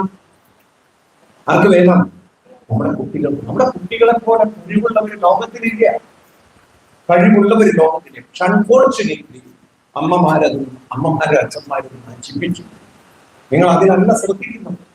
നിങ്ങൾ കുറെ ട്യൂഷൻ ക്ലാസ്സിൽ പറഞ്ഞിരിക്കുന്നു, നിങ്ങൾ കുറെ കുട്ടികളെ സംഗീതത്തിനോ മ്യൂസിക്കിനോ പറഞ്ഞിരിക്കുന്നു. ഈ കുട്ടിക്ക് ആവിഷ്കരിക്കാൻ അവളെ ഒടുകിൽ അവരെ സാധിക്കുന്നില്ല. ഇനി ഒന്നുകൂടി പറയാം, എത്രയൊക്കെ കഴിവുകൾ മാത്രം മതി പോരാ. കഴിവുകൾ മാത്രം ഉണ്ടായാലും ഇന്ന് നമുക്കറിയാം പാർഷ്യാലിറ്റി ലോകത്തിലുണ്ട്. ഉണ്ടോ? ഉണ്ടോ ഇല്ലയോ? ഒരു മുസ്ലിം സ്ഥാപനത്തിൽ ഹിന്ദു അപ്ലൈ ചെയ്താൽ പാർഷ്യാലിറ്റി ഉണ്ടാകുമോ? ഉണ്ടാകുന്നുണ്ടാവും. ഒരു കമ്മ്യൂണിസ്റ്റ് ഒരാളാണ് സ്ഥാപനം നടത്തുന്നെങ്കിൽ ഒരു പാർഷ്യാലിറ്റി ഉണ്ടാവുമോ? രാഷ്ട്രീയപരമായ പാർഷ്യാലിറ്റി ഉണ്ടാവുമോ? ഉണ്ടാവുമോ ഇല്ലയോ? ജാതീയപരമായ പാർഷ്യാലിറ്റി ഇപ്പോഴും ഉണ്ടോ? സത്യം പറയും. ഇല്ല, ഉണ്ട്. എല്ലായിടത്തും ഈ പാർഷ്യാലിറ്റി ഉണ്ട്. നിങ്ങൾ കഴിക്കുന്ന ഇവിടെ മാത്രമേ ഉള്ളൂ. എല്ലാ മതങ്ങളിലും. ക്രിസ്ത്യൻസിന്റെ ഇടയിലില്ല. ക്രിസ്ത്യൻസിന്റെ ഇടയിലില്ല. ഇപ്പൊ റോമൻ കത്തോലിക്കന്റെ സ്ഥാപനത്തിൽ മാർത്തോമക്കാരൻ അപ്ലൈ ചെയ്ത കൊടുത്തു. അവര് പറയൂ നിങ്ങൾ. ഒരു ഷിയ മുസ്ലിംസ് അവന്റെ ഒരു സ്ഥാപനത്തിൽ സുന്നി അപ്ലൈ ചെയ്താൽ കൊടുക്കുന്നുണ്ടോ നിങ്ങൾ? ഒരു മുജാഹിദ് അപ്ലൈ ചെയ്താൽ കൊടുക്കുന്നുണ്ടോ നിങ്ങൾ? ഉണ്ടോ? അപ്പൊ എല്ലാവർക്കും എന്തുണ്ട്? ഈ പാർഷ്യാലിറ്റിയും അവഗണനയൊക്കെ ഉണ്ട്. അപ്പൊ എന്തൊക്കെ നമുക്ക് കഴിവുകൾ ഉണ്ടെങ്കിലും സമൂഹത്തിൽ ചില അവഗണനകൾ അനുഭവിക്കുന്നു അല്ലേ? ആ അവഗണനയെ ഓർത്ത് നമ്മൾ ഒരിക്കലും മനം നൊന്തിരിക്കേണ്ട വേണ്ടത്. അവിടെയാണ് നമുക്ക് ആറ്റിറ്റ്യൂഡ് കൊണ്ട് നമുക്ക് പറയേണ്ടത്. കൃഷ്ണൻ പറയുന്നത് അറിയാം, മാ ഫലേ സുഖദാചന. എന്താണ്? ഫലത്തെ ഓർത്ത് നീ ഇരിക്കരുത്, സദാചന, അത് ചിന്തിച്ചിരിക്കരുത്. ഇത് പലപ്പോഴും ദുർവ്യാഖ്യാനം ചെയ്യപ്പെട്ട ഒരു ശ്ലോകമാണ്. അതായത് നീ ജോലി ചെയ്യാനേ നിനക്ക് അധികാരമുള്ളൂ, കൂലി ചോദിക്കാൻ അധികാരം. എങ്ങനെയാണ് ഈ ശ്ലോകം തെറ്റിദ്ധരിക്കുന്നത്? അതാണ് ഒരു കാലത്ത് EMS നമ്പൂതിരിപ്പാട് ഇത് പറഞ്ഞാണ്. EMS നമ്പൂതിരിപ്പാട് ഇത് പറഞ്ഞാണ്. അന്ന് EMS നമ്പൂതിരിപ്പാടിനോട് സ്വാമി ചിന്മയാനന്ദ ട്രിവാൻഡ്രത്ത് ഒരു ഫംഗ്ഷനിൽ വെച്ച് പറയുന്നു. അദ്ദേഹത്തോട് പറഞ്ഞു, കാലം നിങ്ങളെ ഇത് തിരുത്തിപ്പിക്കുന്നു. Your people will say what you said is wrong. കാരണം അങ്ങനെയല്ല കൃഷ്ണൻ ഉദ്ദേശിച്ചത്.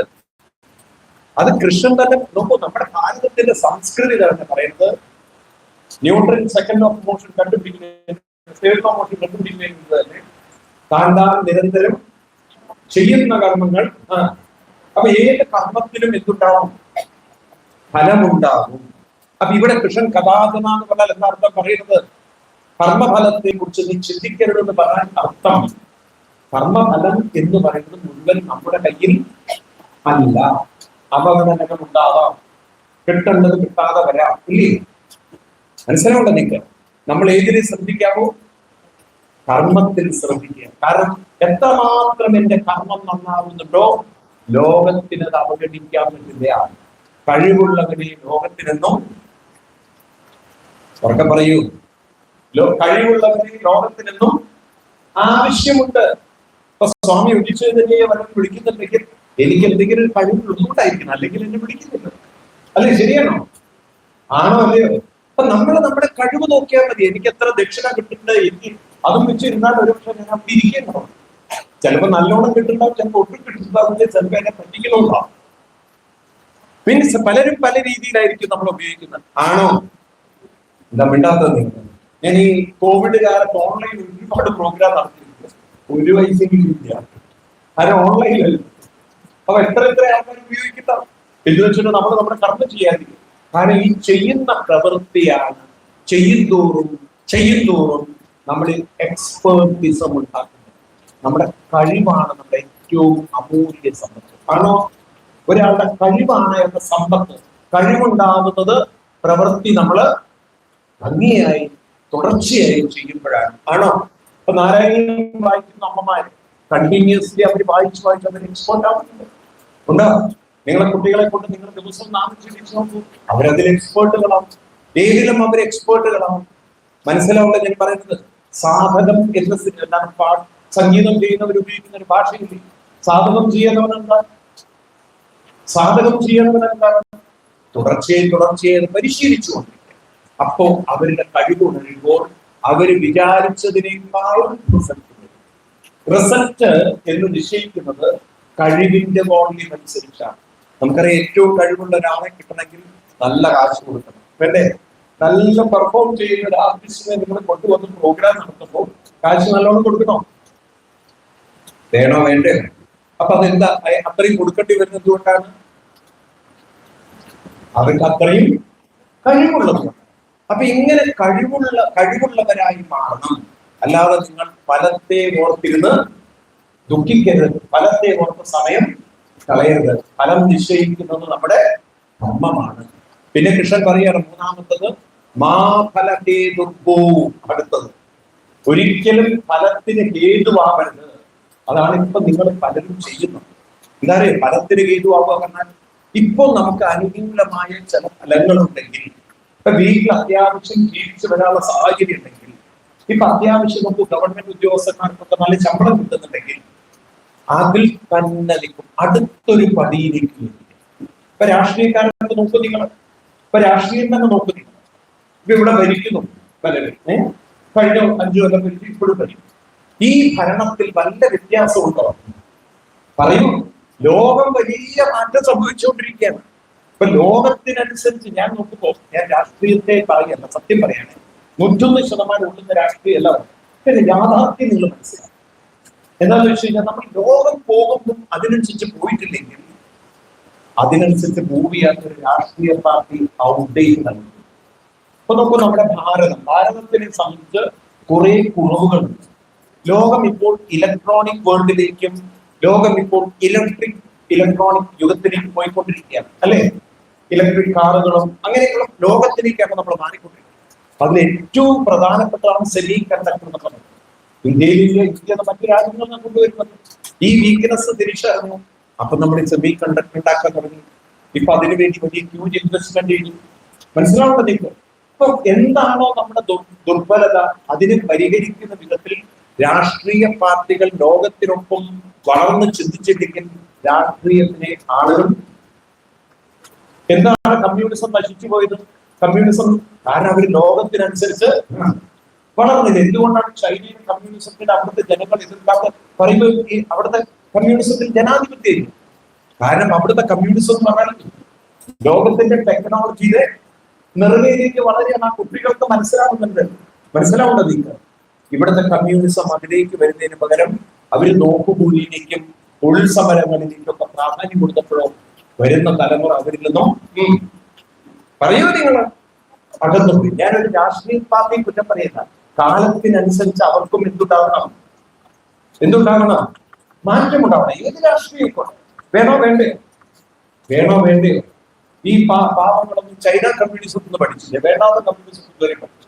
അതുകൊണ്ട് എന്തിന്റെ രാഷ്ട്രീയ അപകടം ജനങ്ങൾക്ക് വേണ്ടാതായി. മനസ്സിലാവണ്ടല്ലോ.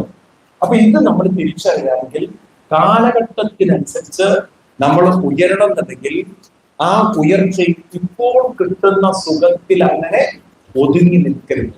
നമ്മുടെ കുട്ടികൾ പാവം ഇന്നൊരു കംഫർട്ട് സോണിൽ വളരെയാണ്. മൊബൈലുണ്ട്, വീട്ടിൽ അത്യാവശ്യം ജീവിക്കാനുള്ള സാധ്യതകളുണ്ട്. നിങ്ങളാണെങ്കിൽ ഡാൻസ് ക്ലാസ്സിനോ അതിനൊക്കെ പറഞ്ഞിരിക്കുന്നത്. ഇതിൽ മാത്രം കുട്ടികൾ ഒതുങ്ങിപ്പോയാൽ ഈ കംഫർട്ട് സോണിൽ വളരുമ്പോൾ നാളത്തെ ചാലഞ്ചിനെ അവർക്ക് ഉൾക്കൊള്ളാൻ പറയൂ സാധിക്കില്ല. അപ്പൊ അവർക്ക് നാളത്തെ ചാലഞ്ചിനെ ഉൾക്കൊള്ളണമെങ്കിൽ, നാളത്തെ ഒരു ലോകത്തിലേക്ക് അവർക്ക് വളരണമെങ്കിൽ അതിനുള്ള ഒരു മാനസികമായ ഒരു കോൺഫിഡൻസ് അവരുടെ ഉള്ളിൽ ഉറക്കം പറയൂ ഉണ്ടാവണം. മനസ്സിലാവുണ്ടോ? എന്നോട് ഞാനിതൊക്കെ നിങ്ങളോട് പ്രഭാഷണം ചെയ്യണ്ട. ഞാനിവിടെ എന്റെ ഒരുപാടുള്ള ബന്ധങ്ങളിൽ പറയാം. ഞാൻ റീസെന്റ് എനിക്ക് ബാംഗ്ലൂരിൽ പ്രോഗ്രാം, ഈ ബാംഗ്ലൂരിൽ പ്രോഗ്രാം നമ്മൾ IT പിള്ളേരാണ് അത് ഓർഗനൈസ്. അപ്പൊ അതിലൊരു മൈക്രോസോഫ്റ്റിന്റെ ഒരു ഹെഡ്. അപ്പൊ ഇവൻ എന്നോട് പറയാൻ, സ്വാമി ഏറ്റവും എനിക്കുള്ള പ്രശ്നം, അയാൾ ഹെഡാണ്, വിങ്ങിന്റെ ഹെഡാണ്, പല കുട്ടികളും അപ്ഡേറ്റഡ് ആവാൻ നോക്കുന്നില്ല. അവർക്ക് കൊടുത്ത ജോലി അത് മാത്രം ചെയ്ത് ഒരു കലക്റ്റീവ് റെസ്പോൺസിബിലിറ്റി വരുന്നത്. ഇവരെ ആ കലക്റ്റീവ് റെസ്പോൺസിബിലിറ്റി വന്നാൽ ചെയ്യുമ്പോഴല്ലേ നമുക്ക് ആ ഐഡിയ മനസ്സിലാക്കുന്നത്. അതുകൊണ്ട് വലിയ പ്രശ്നം. എനിക്ക് എങ്ങനെ അവരെ ഡീൽ ചെയ്യേണ്ടത്? ജോലി ചെയ്യാൻ പ്രയാസമില്ല, മനുഷ്യരെ ഡീൽ ചെയ്യാൻ പ്രയാസം. ജോലി ചെയ്യാൻ പ്രയാസമില്ല, പറയൂ, മനുഷ്യരെ ഡീൽ ചെയ്യാനാണ് പ്രയാസം. മനസ്സിലാവുന്നോ? ഇന്നിപ്പോ ആ ഒരു പരാജയമാണ് നമ്മുടെ കുടുംബ ജീവിതത്തിലേക്ക് കയറി വന്നത്. ഓരോരുത്തരും എഞ്ചിനീയർ ആവുന്നുണ്ട്, ഡോക്ടർ ആവുന്നുണ്ട്, പക്ഷെ വിവാഹം കഴിച്ചു കഴിഞ്ഞാൽ ഡീൽ ചെയ്യാൻ പറ്റുന്നില്ല. കുടുംബ പ്രശ്നങ്ങൾ ഉണ്ടാവും, ഉണ്ടോ ഇല്ലയോ? അപ്പൊ ഇവിടെ നമുക്ക് അടുത്തൊരു തലം മനസ്സിലാക്കണ്ടേ? ഒരു കുടുംബ ജീവിതം കൊണ്ടുപോകണമെങ്കിൽ, പണ്ട് നമുക്ക് ഭാര്യ ഭർത്താവ് എന്ന് പറഞ്ഞാൽ അച്ഛന്റെ ഡോമിനേഷൻ ആയിരുന്നു. അമ്മമാര് സ്ത്രീകൾ വിദ്യാഭ്യാസം ആയിരുന്നില്ല. അപ്പൊ വീട്ടിലെ ജോലിയും പ്രസവവും കുട്ടികളും ഒക്കെ നോക്കുമായിരുന്നു. ഇന്നിപ്പോ സ്ത്രീകൾ ഈക്വലി എഡ്യൂക്കേറ്റഡ് ആണ്, അവരുടെ ഈഗോ ഡെവലപ്പ് ചെയ്യുന്നുണ്ട്. അതുകൊണ്ട് ഒരാളുടെ അണ്ടറിൽ വർക്ക് ചെയ്യാൻ, ഒരാളുടെ ഒരു അടിമയായിട്ട് ജീവിക്കാൻ അവരൊരിക്കലും പറയൂല, അവരുടെ അഭിമാനം സമ്മതിക്കില്ല. അപ്പൊ ഇത് ഉൾക്കൊണ്ടുകൊണ്ട് അവരെ കൂടെ നിർത്തി നല്ലൊരു കുടുംബ ജീവിതം കൊണ്ടുപോകാനുള്ള ഒരു ആറ്റിറ്റ്യൂഡ് നമ്മുടെ കുട്ടികൾക്ക് വേണ്ടേ? വേണ്ടേ? ഇതെങ്ങനെയാണ് സാധിക്കുക? അതാണ് കൃഷ്ണൻ പറഞ്ഞത്, ഇപ്പോഴുള്ള അനുകൂല ഫലത്തിൽ ജീവിതം കൊണ്ട് നടക്കരുത്. കാരണം ജീവിതത്തിന് അനുകൂലവും ഉണ്ടാവും, പ്രതികൂലവും ഉണ്ടാവും. പ്രതികൂലത്തെ നേരിടാനും ആ പ്രതികൂലത്തിനെ കൊണ്ടു നടക്കാനും അതിനെ മാനേജ് ചെയ്യാനുള്ളൊരു കഴിവ് നിന്റെ മനസ്സിൽ ഉണ്ടാവണമെങ്കിൽ അതിന് ആത്മീയത വേണം. എന്ത് വേണം? ആത്മീയത വേണം. ആത്മീയത ഇല്ലാതെ പോകുമ്പോഴാണ് ഇവര് പറഞ്ഞു, അല്ലെങ്കിൽ ആ പ്രശ്നം തൂങ്ങിച്ചാവാൻ പോകുന്നത്. ആത്മീയത ഉള്ളവൻ ഒട്ടും തൂങ്ങിച്ചാവില്ല. അവനെ അവഗണിക്കാനോ ഒറ്റപ്പെടുത്താനോ അവനെ കുറ്റപ്പെടുത്താനോ അവനെ പരിഹസിച്ച് ഒരു മൂലക്കിരുത്താനും ആർക്കും പറയൂ സാധ്യമല്ല. എന്ന് മാത്രമല്ല, ആത്മീയതയുള്ളവൻ മറ്റുള്ളവരെയും ഉയർത്തും. ഇവിടെ ഈ കുട്ടികളെ ക്ലാസ് എടുത്ത് ഉയർത്തുന്നത്. ഇത് നമ്മുടെ ഓരോ കുട്ടിയും പഠിച്ചിരുന്നെങ്കിൽ നമുക്ക് നല്ല കുടുംബ ബന്ധങ്ങൾ സൃഷ്ടിക്കാൻ സാധിക്കുമായിരുന്നു. ഫലത്തിൽ അഭിരമിക്കേണ്ടവനല്ല, മറിച്ച് മറ്റുള്ളവരെയും ഉയർത്തേണ്ടവനാണ്. പ്രതികൂലമായ സാഹചര്യങ്ങളിൽ പ്രതികൂല സ്വഭാവമുള്ളവരെ പോലും ഉയർത്തേണ്ട ഉത്തരവാദിത്വമുള്ളവരാണെന്നുള്ള ബോധം കുട്ടികൾക്ക് വേണോ? വേണ്ടേ? ഇതൊക്കെയാണ് ആത്മീയത. എന്താ നോക്കുക ശ്ലോകത്തിന്റെ അർത്ഥം മനസ്സിലാവുന്നല്ലോ. കർമ്മണ്യേവാധികാരസ്തേ മാ ഫലേഷു കദാചന മാ കർമ്മഫലഹേതുഭൂ മാ തേ സംഗോസ്തകർമ്മണി. ഒരു കർമ്മവും ചെയ്യാതെ നീ ഇരുന്നു കഴിഞ്ഞാൽ, അതായത് നിന്റെ ഉള്ളിലുള്ളതിനെ ആവിഷ്കരിക്കാൻ നീ ശ്രമിച്ചിട്ടുണ്ടെങ്കിൽ കാലം നിന്നെ ദുരന്തത്തിലേക്ക് എത്തിക്കും. നിന്റെ ജീവിതം ഒരു വൻ പരാജയമാണ്. ആരുടെ ജീവിതമാണ് പരാജയമാവുന്നത്? ആരാണോ കാലത്തിനനുസരിച്ച് മുന്നോട്ട് പോവാതെ ഇപ്പോഴുള്ള കംഫേർട്ടിൽ ഇരുന്ന് എനിക്ക് എന്താണ് കിട്ടുക, എന്റെ ജീവിതത്തിൽ എന്താണ് മറ്റുള്ളവർ തരാൻ നോക്കിയിരുന്നാൽ ഒരു മൂലയിൽ അവിടെ ഇരിക്കേണ്ടി വരും. നേരെ മറിച്ച് ജീവിതം അനുഗ്രഹീതമാവണമെങ്കിൽ ഒരു മൂലയിൽ ഇരിക്കല്ല. നമ്മൾ എന്ത് ചെയ്യണം? നമ്മളും പഠിക്കണം. നമ്മൾ മറ്റുള്ളവരെ പഠിപ്പിച്ചുകൊണ്ട് മനസ്സിലാക്കിക്കൊണ്ട് ജപിപ്പിച്ചുകൊണ്ട് അങ്ങനെ നമുക്ക് മാറ്റിയെടുക്കാൻ സാധിച്ചാൽ ഒരു തലമുറയെ മുഴുവൻ മാറ്റിയെടുക്കാൻ നമുക്ക് സാധിക്കുന്നു. അതുകൊണ്ട് ഇന്ന് നമ്മുടെ കുട്ടികൾ മുന്നിൽ വെച്ചിരിക്കുന്നത് ഒരു എക്സൈറ്റ്മെന്റ് ആണ്. അതിനെ മാറ്റി എന്താക്കണം? ആറ്റിറ്റ്യൂഡ് ആക്കണം. ഏതാക്കണം? ആ എക്സൈറ്റ്മെന്റ് എന്ന് പറയുന്നത് ഒരു സോഷ്യൽ മീഡിയ അല്ലെങ്കിൽ സോഷ്യൽ വൈറസ് ആണ്. ആറ്റിറ്റ്യൂഡ് എന്ന് പറയുന്നത് ഒരു സ്പിരിച്വൽ കോൺഫിഡൻസ് ആണ്. ആ സ്പിരിച്വൽ കോൺഫിഡൻസ് ഉള്ള ഒരാള് തന്റെ ആവിഷ്കാരത്തെ ശ്രദ്ധിക്കും, അത് തെറ്റായാലും തന്റെ കർമ്മം പൂർത്തിയാക്കും. മനസ്സിലായില്ലേ? ആ ഒരു കോൺഫിഡൻസ് ഉണ്ടാകും. എന്ന് മാത്രമല്ല, തന്റെ കഴിവിനെ നിരന്തരം വളർത്തിയെടുക്കുന്നതാണ്, തന്റെ കർമ്മമേഖലയെ കുറെ കൂടി പവിത്രമാക്കുന്നതാണ് എന്നെ കഴിവുള്ള ഒരു വ്യക്തിയാക്കുന്നത്. എന്റെ കഴിവാണ് എന്റെ ഏറ്റവും വലിയ കർമ്മഫലം, എന്റെ സമ്പത്തെന്ന് അവർ മനസ്സിലാക്കും. മൂന്നാമത് അവർ മനസ്സിലാക്കും, ഞാൻ മറ്റുള്ളവരെ പോലും കൈപിടിച്ചുയർത്തുമ്പോഴാണ് പ്രതികൂലമായതിനെ പോലും അനുകൂലമാക്കിയെടുക്കാൻ എനിക്ക് പറയൂ സാധിക്കുന്നത്. അങ്ങനെ ഒരു ജീവിതത്തെ വാർത്തെടുക്കാൻ സാധിക്കുന്ന കുട്ടികളായി ഇവരെ മാറ്റിയെടുക്കണമെങ്കിൽ അവർക്കൊരു ആത്മീയമായ പരിശീലനവും പ്രോത്സാഹനവും അറിവും പകർന്നു. നിങ്ങൾ പറയുന്നു, അമ്പലത്തിൽ പോയാൽ ഇത് കിട്ടു, അതിന് ഗുരുശിഷ്യ ബന്ധം വേണം. ഏത് വേണം? എന്ത് വേണം? അപ്പൊ ഇത് പഠിപ്പിക്കട്ടെ കുട്ടികളെ? അല്ലെങ്കിൽ ഇനിയുള്ള കാലം എന്തായിരിക്കും? ഒന്നുകൂടി കുട്ടികൾ പുറത്തേക്കും, വളരെ ശ്രദ്ധിക്കും. ഗീതയും ഇതൊക്കെ പഠിക്കേണ്ട ഒരു കാലമാണത്. കാരണം ആർട്ടിഫിഷ്യൽ ഇന്റലിജൻസ് എന്ന് പറയുന്നത് ഈ കുട്ടികൾക്ക് വലിയ ത്രെറ്റാണ്. ഒരു നിമിഷം കൊണ്ട്, നമ്മളൊരു ആഴ്ച കൊണ്ട് ചിന്തിക്കുന്ന ബുദ്ധി ഒരു നിമിഷം കൊണ്ട് ചിന്തിക്കാൻ പറ്റുന്ന അത്ര പവർഫുൾ സാധനങ്ങളെയാണ് ലോകം ഇന്ന് സൃഷ്ടിച്ചുകൊണ്ടിരിക്കുന്നത്, അല്ലെ? നമുക്കൊരു കാര്യം സോൾവ് ചെയ്യാൻ എടുക്കുന്ന സമയത്തിന് മുമ്പ് തന്നെ ഒരു മിഷൻ നമുക്ക് ഉത്തരം പറഞ്ഞു തരിക. ഇനിയിപ്പോ ഡോക്ടർമാർ ഡയഗ്നോസ് ചെയ്യാൻ വേണ്ട, ഈ സാധനങ്ങൾ റോബോട്ടിക്സ് വെച്ചിട്ട് കൊണ്ടുവരും. ഡോക്ടർമാരുടെ ആവശ്യം ഉണ്ടാവില്ല. ഇനിയിപ്പോ രോഗികളെയൊക്കെ പരിശോധിക്കാൻ ബുദ്ധിമുട്ടില്ലേ? മനസ്സിലായില്ലേ?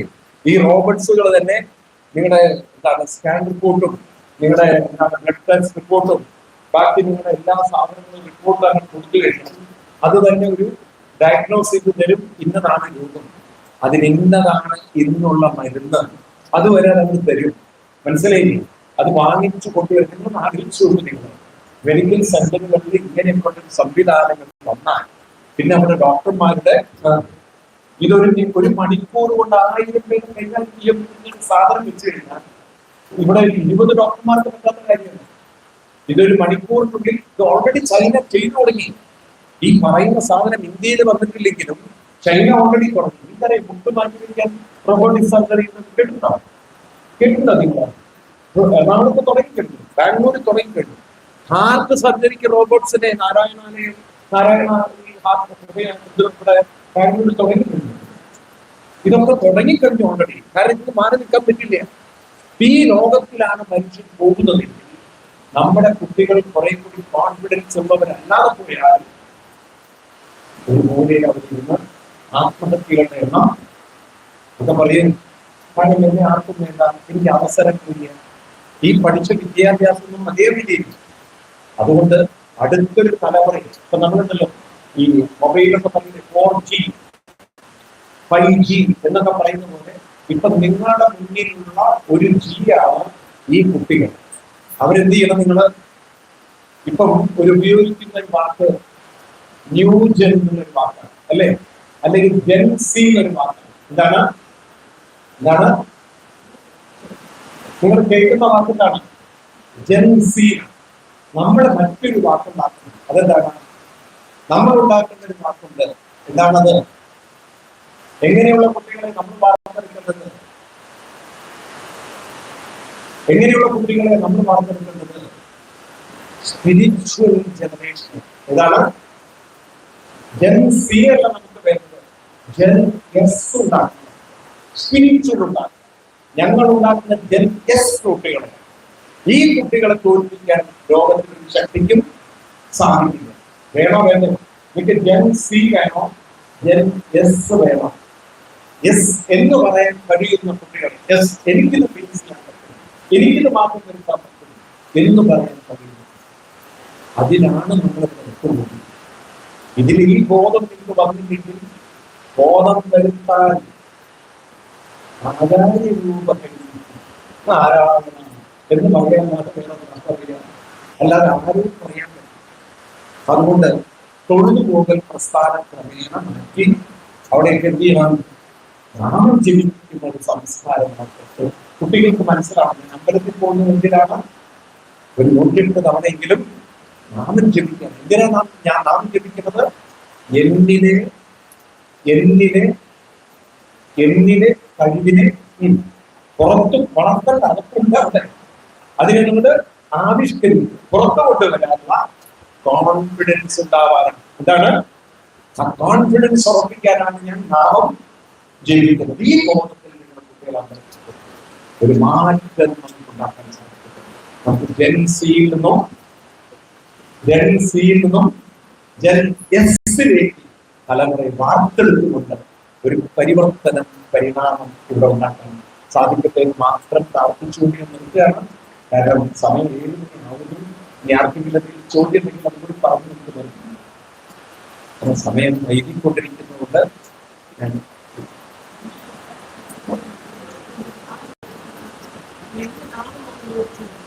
അങ്ങനെ ചോദിച്ചൊരു ചോദ്യം വളരെ നല്ല ചോദ്യമാണ്. കുട്ടികളെ അമ്പലത്തിൽ കൊണ്ടുപോയി എന്ത് നാമാണ് ജപിപ്പിക്കുന്നത്? നിങ്ങൾ ഈ പ്രായത്തിൽ എന്നോട് ചോദിക്കുമ്പോൾ ഞാൻ നമസ്കരിക്കാറുണ്ട്. എപ്പോഴും നമുക്ക് ആ ബോധം ഒന്നുമില്ല പറഞ്ഞാൽ ഇല്ല. ആ കുട്ടികൾ എന്താ പറയുക? ഇത്രയും പ്രായമായിട്ട് നിൽക്കുന്നതിനെ കുറിച്ച് ഒരു അറിവില്ല. അങ്ങനെ പറഞ്ഞ് വളരെ സത്യമാണ്. നമുക്ക് അറിവില്ല. അത് നിങ്ങൾ അംഗീകരിക്കുക. ഈ കുട്ടികൾ നാളെ ചോദിക്കാൻ ഇടവരുന്നുണ്ട് ഇല്ലേ? നിങ്ങൾ അതൊരു ചോദ്യം ചോദിച്ച നന്നായി. നാളെ കുട്ടികളാണ് ചോദിക്കുന്നെങ്കിൽ നെഞ്ചിൽ കൊള്ളുന്ന വാക്കാണ്. അതായത് ഞാൻ ഇത്രയും കാര്യങ്ങളൊക്കെ കൊണ്ടു നടന്നിട്ടും എനിക്ക് ഇതിനെ കുറിച്ചൊന്നും അറിയില്ല എന്നത് അതൊരു വേദനാത്മകമാണ്. ആണോ അല്ലയോ? അതുകൊണ്ട് എന്ത് നാമമാണ് ചോദിക്കേണ്ടത്? ഒന്നും എന്താ പറയാ, നിങ്ങൾക്ക് മറ്റൊന്നും ചൊല്ലാൻ പറ്റിയില്ലെങ്കിലും കലിയുഗത്തിൽ ചൊല്ലാൻ പറ്റുന്ന ഒരു നാമമായിട്ടാണ് ഹരേ രാമ. കാരണം കലിസന്തോപനിഷത്തൊന്നൊരു പരിഷത്താണ്. അതിൽ പറയുന്നത് ഒരു നാമം നിങ്ങൾക്ക് വേറൊരു നാമം ചൊല്ലാൻ പറ്റാത്ത ആളുകൾ പോലും ഏത് ചൊല്ലിയാൽ മതി? കോമൺ ആയിട്ട്. അതല്ലെങ്കിൽ ഇപ്പൊ നമ്മുടെയൊക്കെ കുട്ടിക്കാലത്ത് തന്നെ നിങ്ങളൊക്കെ ഒരു ദേവത അല്ലെങ്കിൽ ദേവസമ്പ്രദായത്തിൽ ആരാധനയാണ്. ഇപ്പൊ എല്ലാവർക്കും ഉണ്ടോ കുലദേവതകളുണ്ട്? ഉണ്ടോ? ഒരു കുലദേവത. ചിലർക്ക് ദേവിയെ നിങ്ങൾ മച്ച് എന്നുള്ള വാക്ക്, മച്ചെന്നൊരു വാക്ക് ഉപയോഗിക്കുക. മച്ചിൽ ദേവിയെ വെച്ച് ആരാധിക്കുന്നവരുണ്ട്. മച്ചിനകത്ത് അല്ലെങ്കിൽ അതിന് പറയാം അറയിൽ ദേവിയെ വെക്കുക. അതിനൊരു ഭാഷയുണ്ടോ? വീടിനകത്ത്. അത് പഴയ തറവാട് പോലുള്ള വീടുകളിലൊക്കെ അറകളുണ്ട്. അല്ലെങ്കിൽ നിങ്ങൾ കേട്ടിട്ടുണ്ടാവും ഇല്ലങ്ങളിലൊക്കെ അവർക്കൊക്കെ തേവാരം എന്നൊരു ഭാഷ കേട്ടിട്ടുണ്ടോ? നിങ്ങൾ തേവാരം എന്നൊരു ഭാഷ. അപ്പൊ അവിടെ ആരാധിക്കുന്ന ഒരു കുലപരമായ ഒരു ദേവനും ദേവിയുണ്ട്. ആ മന്ത്രം ഉപയോഗിച്ചാൽ എന്റെ വീട്ടിൽ എന്റെ പാരമ്പര്യത്തിൽ ദേവിയാണ് ആരാധിക്കുന്നത്. ഇപ്പൊ ഞാൻ ദേവിയുടെ മന്ത്രം ചൊല്ലിയാണ്. കാരണം എന്റെ പൂർവികരാണ് കൊണ്ട് നടന്നത്. ആ എന്റെ പൂർവികർ കൊണ്ട് നടന്ന ആരാധന ഞാൻ കൊണ്ട് നടന്നാൽ മനസ്സിലാവുന്നല്ലോ. അതിനെ പറയാ കുലസംസ്കാരം എന്ന് പറയും. എന്താണ്? അതൊന്നും നമുക്കില്ലെങ്കിൽ നമ്മുടെ ഋഷി പറഞ്ഞതുപോലെ ഏത് ചൊല്ലിയാലും മതി? ഹരേ രാമ ഹരേ രാമ രാമ രാമ. അതൊരു 108 പ്രാവശ്യം ചൊല്ലി. ദേവിയുടെ ഉപാസകരാണ്, അമ്മയെ. പിന്നെ എവിടെ പോകുമ്പോഴും അതന്നെ ചൊല്ലുക. അത് മാറ്റി അയ്യപ്പന്റെ അടുത്ത് പോയാലും ശിവന്റെ അടുത്ത് പോയാലും ലക്ഷ്മിയുടെ അടുത്ത് പോയാലും ദുർഗയുടെ അടുത്ത് പോയാലും ഹനുമാന്റെ അടുത്ത് പോയാലും സുബ്രഹ്മണ്യന്റെ അടുത്ത് പോയാലും ഹരേ രാമ അതൊരു 108 തവണ അവിടുന്ന് ചൊല്ലി പോരാൻ ശ്രമിച്ചു നോക്കൂ നിങ്ങൾ. ആ കോൺഫിഡൻസ് ലെവൽ കൂടി വരുന്നു. ഇതാണ് ഒരു വ്യക്തിയുടെ ജീവിതത്തിൽ വിജയമുണ്ടാക്കുന്നത്. ഇത്തരത്തിലുള്ള ആത്മഹത്യകളൊക്കെ കാണുമ്പോൾ നിങ്ങൾ പ്രതികരിക്കണം. തിരുവനന്തപുരത്ത് തൂങ്ങിയില്ലേ ഒരുത്തൻ. എന്താ കുറ്റം പറയുന്നത്? എനിക്ക് സീറ്റ് തന്നില്ല. ഇവിടെ സീറ്റ് അല്ല നിനക്ക് തരുന്നത്, നീ കഴിവുള്ള ജനങ്ങളോട് നിനക്ക് ബന്ധമുള്ളവർ. കഴിവും ജനങ്ങളോട് ബന്ധമുണ്ടെങ്കിൽ പാർട്ടി ഒരു പ്രശ്നമല്ല. നിന്നെ പാർട്ടിക്കാർ തീരുന്നു. കാരണം നിനക്ക് ജനങ്ങളോട് ബന്ധമുണ്ടെങ്കിൽ ജനങ്ങൾ പാർട്ടി നോക്കാതെ എന്ത് ചെയ്യും? വോട്ട് ചെയ്യും. ഇത് രണ്ടും കെട്ടവൻ തൂങ്ങിച്ചെന്നിട്ട് പാർട്ടിയെ കുറ്റം പറഞ്ഞു. മനസ്സിലാവുണ്ടോ നിങ്ങൾക്ക്? മീഡിയ എങ്ങനെ ഇതിനെ പ്രൊജക്ട് ചെയ്യുന്നു ആളുകളുടെ ഉള്ളിൽ ഉണ്ടാക്കി. മനസ്സിലാവുണ്ടോ ഞാൻ പറയുന്നത്? അതെനിക്ക് അറിയില്ല. ഇതൊക്കെ ഇത് തന്നെയാണ്. നോക്കൂ, കേൾക്കൂ.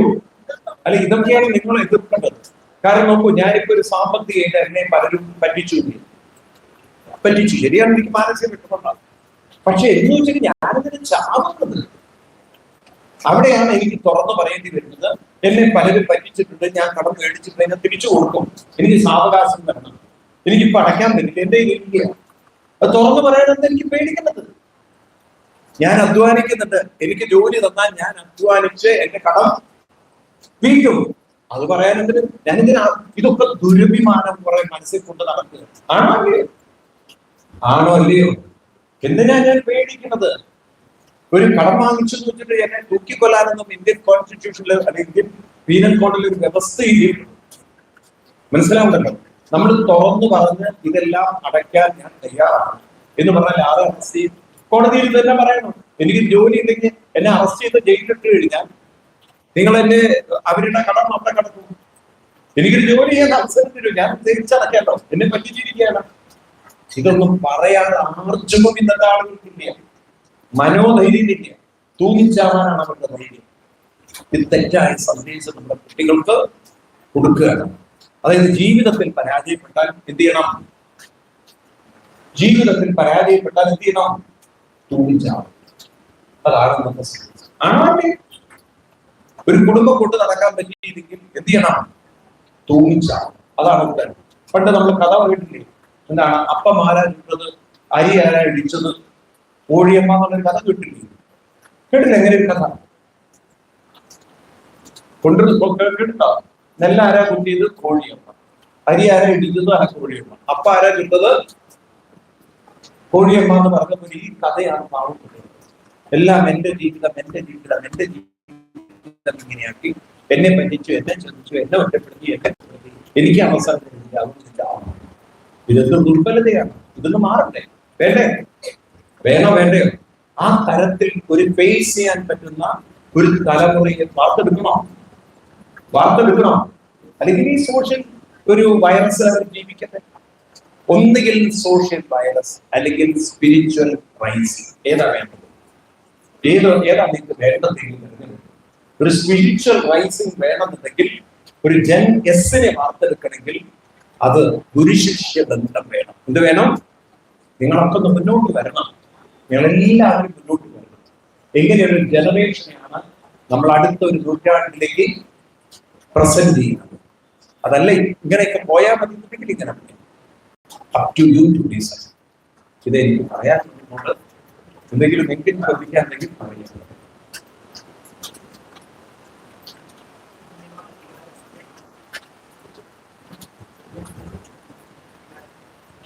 ആ വാക്ക് ശ്രദ്ധിക്കുക.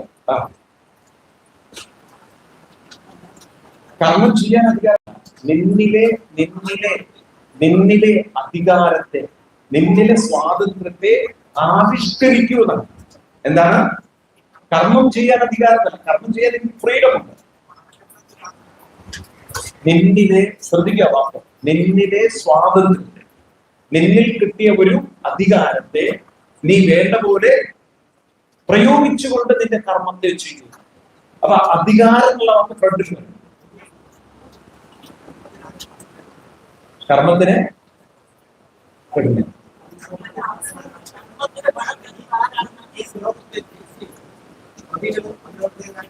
ശ്രദ്ധിക്കുക. അങ്ങനെ ഉള്ളിരിക്കും ഒരു ഭാഗിരിക്കും. നമ്മുടെ കേക്കൊക്കെ കമ്പിയിരിക്കും. നമ്മളൊക്കെ ബുദ്ധിയുള്ളവരാണ്. നമുക്ക് പുസ്തകം നോക്കി പഠിക്കണമല്ല. ഏത് കർമ്മത്തിനും ഫലമുണ്ട് എന്നുള്ള ഉറപ്പല്ലേ? ഒരു നല്ല ഭക്ഷണം അമ്മ വെച്ച ആ കുട്ടികൾ ഫലം കൊടുക്കണം. പ്രധാന ഫലം മുഖത്ത് നോക്കിയാൽ, കഴിക്കുന്ന പാത്രം നോക്കിയാൽ ഒരു തൃപ്തി ഉണ്ടാവും. പറയൂ, അത് മുഴുവൻ കഴിച്ചിട്ടില്ലേ, അത് അതേ പിടിക്കുകയാണെങ്കിൽ അതും തന്നെ മനസ്സിലായില്ലേ? കർമ്മഫലം കിട്ടിയല്ലോ, ഞാൻ ഉണ്ടാക്കിയത്. പറയൂ, ശരിയല്ല. ഏത് കർമ്മത്തിനും കർമ്മഫലം ഉണ്ട്. അത് ആരെങ്കിലും തരേ അല്ലെങ്കിൽ ആരെങ്കിലും കൊണ്ടു തന്നിട്ടാവില്ല. പല രീതിയിൽ അത് വായിച്ചെടുക്കാനുള്ളൊരു കഴിവ് വേണം. ഒരുപക്ഷെ ഞാൻ ഇവിടെ പ്രഭാഷണം എനിക്ക് ദക്ഷിണ കിട്ടിയിട്ടുണ്ട്, അതിൽ തന്നിട്ടോ എന്തെങ്കിലും. പക്ഷെ അതിനേക്കാൾ ഉപരിയാണ് എനിക്ക് കിട്ടിയ ദക്ഷിണ. എന്താ പറയുന്നത്? അല്ലെന്ന് പറയുന്നത്, നിങ്ങളിൽ അത് കൺവിൻസ് ചെയ്യാൻ പറ്റിയാണ്, നിങ്ങളിലൂടെ ഒരു മാറ്റം സമൂഹത്തിൽ ഉണ്ടാക്കാൻ പറ്റിയാണ്. ഇതിന് വലിയ കർമ്മഫലം എനിക്ക് എന്താ വേണം? നമ്മുടെ ഋഷിവര്യന്മാരിലൊക്കെ എഴുതി വെച്ചത് എന്തെങ്കിലും കർമ്മഫലന്മാരിൽ നിന്ന് പ്രതീക്ഷിച്ചിട്ടാണ്. സമൂഹം അത് കൊണ്ടു നടക്കും, സമൂഹത്തിലൂടെ അത് പരിവർത്തനം. അതല്ലേ അവർക്ക് കിട്ടിയ കർമ്മം? ആണോ? വാൽമീകി രാമായണം രചിച്ചപ്പോൾ അദ്ദേഹത്തിന് എന്ത് കർമ്മഫലം കിട്ടി പറയുന്നു? എപ്പോഴും ഈ ചക്രത്തിന്റെ രൂപത്തിൽ ചിന്തിക്കരുത്, ചില്ലാനത്തിന്റെ രൂപത്തിൽ ചിന്തിക്കരുത്. കർമ്മഫലം എന്നത് നിങ്ങളത് ഇന്ന് നമ്മൾ കാണുന്ന ഒരു ചിത്രത്തിൽ നിന്നും അപ്പുറത്ത് കാണും. ഒരച്ഛനും അമ്മയും മക്കളെ വളർത്തുന്നു. എന്റെ അച്ഛനും അമ്മയും എന്നെ വളർത്തുമ്പോൾ ഞാൻ പണം ഉണ്ടാക്കി അവർക്ക് മെർസിഡീസ് ബെൻസോ BMW കാർ വാങ്ങി കൊടുക്കുന്നല്ല കർമ്മഫലം. ഞാൻ നന്നായി കാണും, എന്റെ സമൂഹത്തിന് ഒരു കഴിവുള്ള വ്യക്തിയാണ്. ഈ ഒരു തൃപ്തി ഉണ്ടല്ലോ, അവർക്ക് അഭിമാനമാണ് അല്ലേ? ഏതൊരച്ഛനമ്മയ്ക്ക് അതല്ലേ അഭിമാനം? ആണോ അല്ലേ? ഒരു നല്ല ജീവിതം നിങ്ങളുടെ മക്കൾ നയിക്കുമ്പോൾ ഇതിൽ പരം കർമ്മഫലം, നിങ്ങൾ അവരെ വളർത്തി അപ്പുറത്തൊരു കർമ്മഫലം വേറെ വേണം. ഇതൊക്കെ നിങ്ങൾ കർമ്മഫലം എന്നുള്ള രീതിയിലാണോ കാണുന്നത്? പറയൂ, നിങ്ങൾ എങ്ങനെയാണോ? അതുകൊണ്ടാണ് യഥാ രാജ നമ്മൾ എങ്ങനെ കാര്യങ്ങൾ ചെയ്യുന്നു അതിനനുസരിച്ച് നമുക്ക് പലതും കാണാൻ പറ്റും, പലതും കേൾക്കാൻ പറ്റും, പലതും കയ്യിൽ കിട്ടാൻ പറ്റും. അപ്പൊ കർമ്മഫലം എന്ന് പറയുന്നത്, ഒന്നുകൂടി ഞാൻ ആ വാക്ക് പറയുകയാണ്, കർമ്മഫലം എന്ന് പറയുന്നത് തീർച്ചയായിട്ടുമുണ്ട്. ഏത് കർമ്മത്തിനും കർമ്മഫലം ഇല്ലാതിരിക്കില്ല. പക്ഷെ ഞാൻ നോക്കേണ്ടത് ആ കർമ്മഫലത്തിലേക്കല്ല, ഞാൻ നോക്കേണ്ടത് എന്റെ നിരന്തരമായ എങ്ങനെയുള്ള കർമ്മം, എന്റെ ഉത്തരവാദിത്വത്തോടുകൂടിയുള്ള കർമ്മം. എങ്ങനെ? എന്റെ ഉത്തരവാദിത്വം ഫസ്റ്റിൽ വരണം, എന്റെ റെസ്പോൺസിബിലിറ്റി അല്ലെങ്കിൽ എന്റെ ആറ്റിറ്റ്യൂഡ് ഫസ്റ്റിൽ വരണം. ആ ആറ്റിറ്റ്യൂഡോടുകൂടി ഇത് നന്നാവണം, ഇത് മറ്റുള്ളവർക്കും പ്രയോജനം ചെയ്യണം എന്നുള്ള ആറ്റിറ്റ്യൂഡോടുകൂടി ഞാനൊരു കർമ്മം ചെയ്തുകൊണ്ടിരുന്നാൽ കർമ്മഫലം വന്നുകൊണ്ടിരിക്കും. എന്ന് മാത്രമല്ല, എനിക്ക് അവസരങ്ങൾ വന്നുകൊണ്ടിരിക്കും. ഇനി എന്താ ഈ കർമ്മഫലത്തെ കുറിച്ചുള്ള ഡൗട്ട് എന്തെങ്കിലും?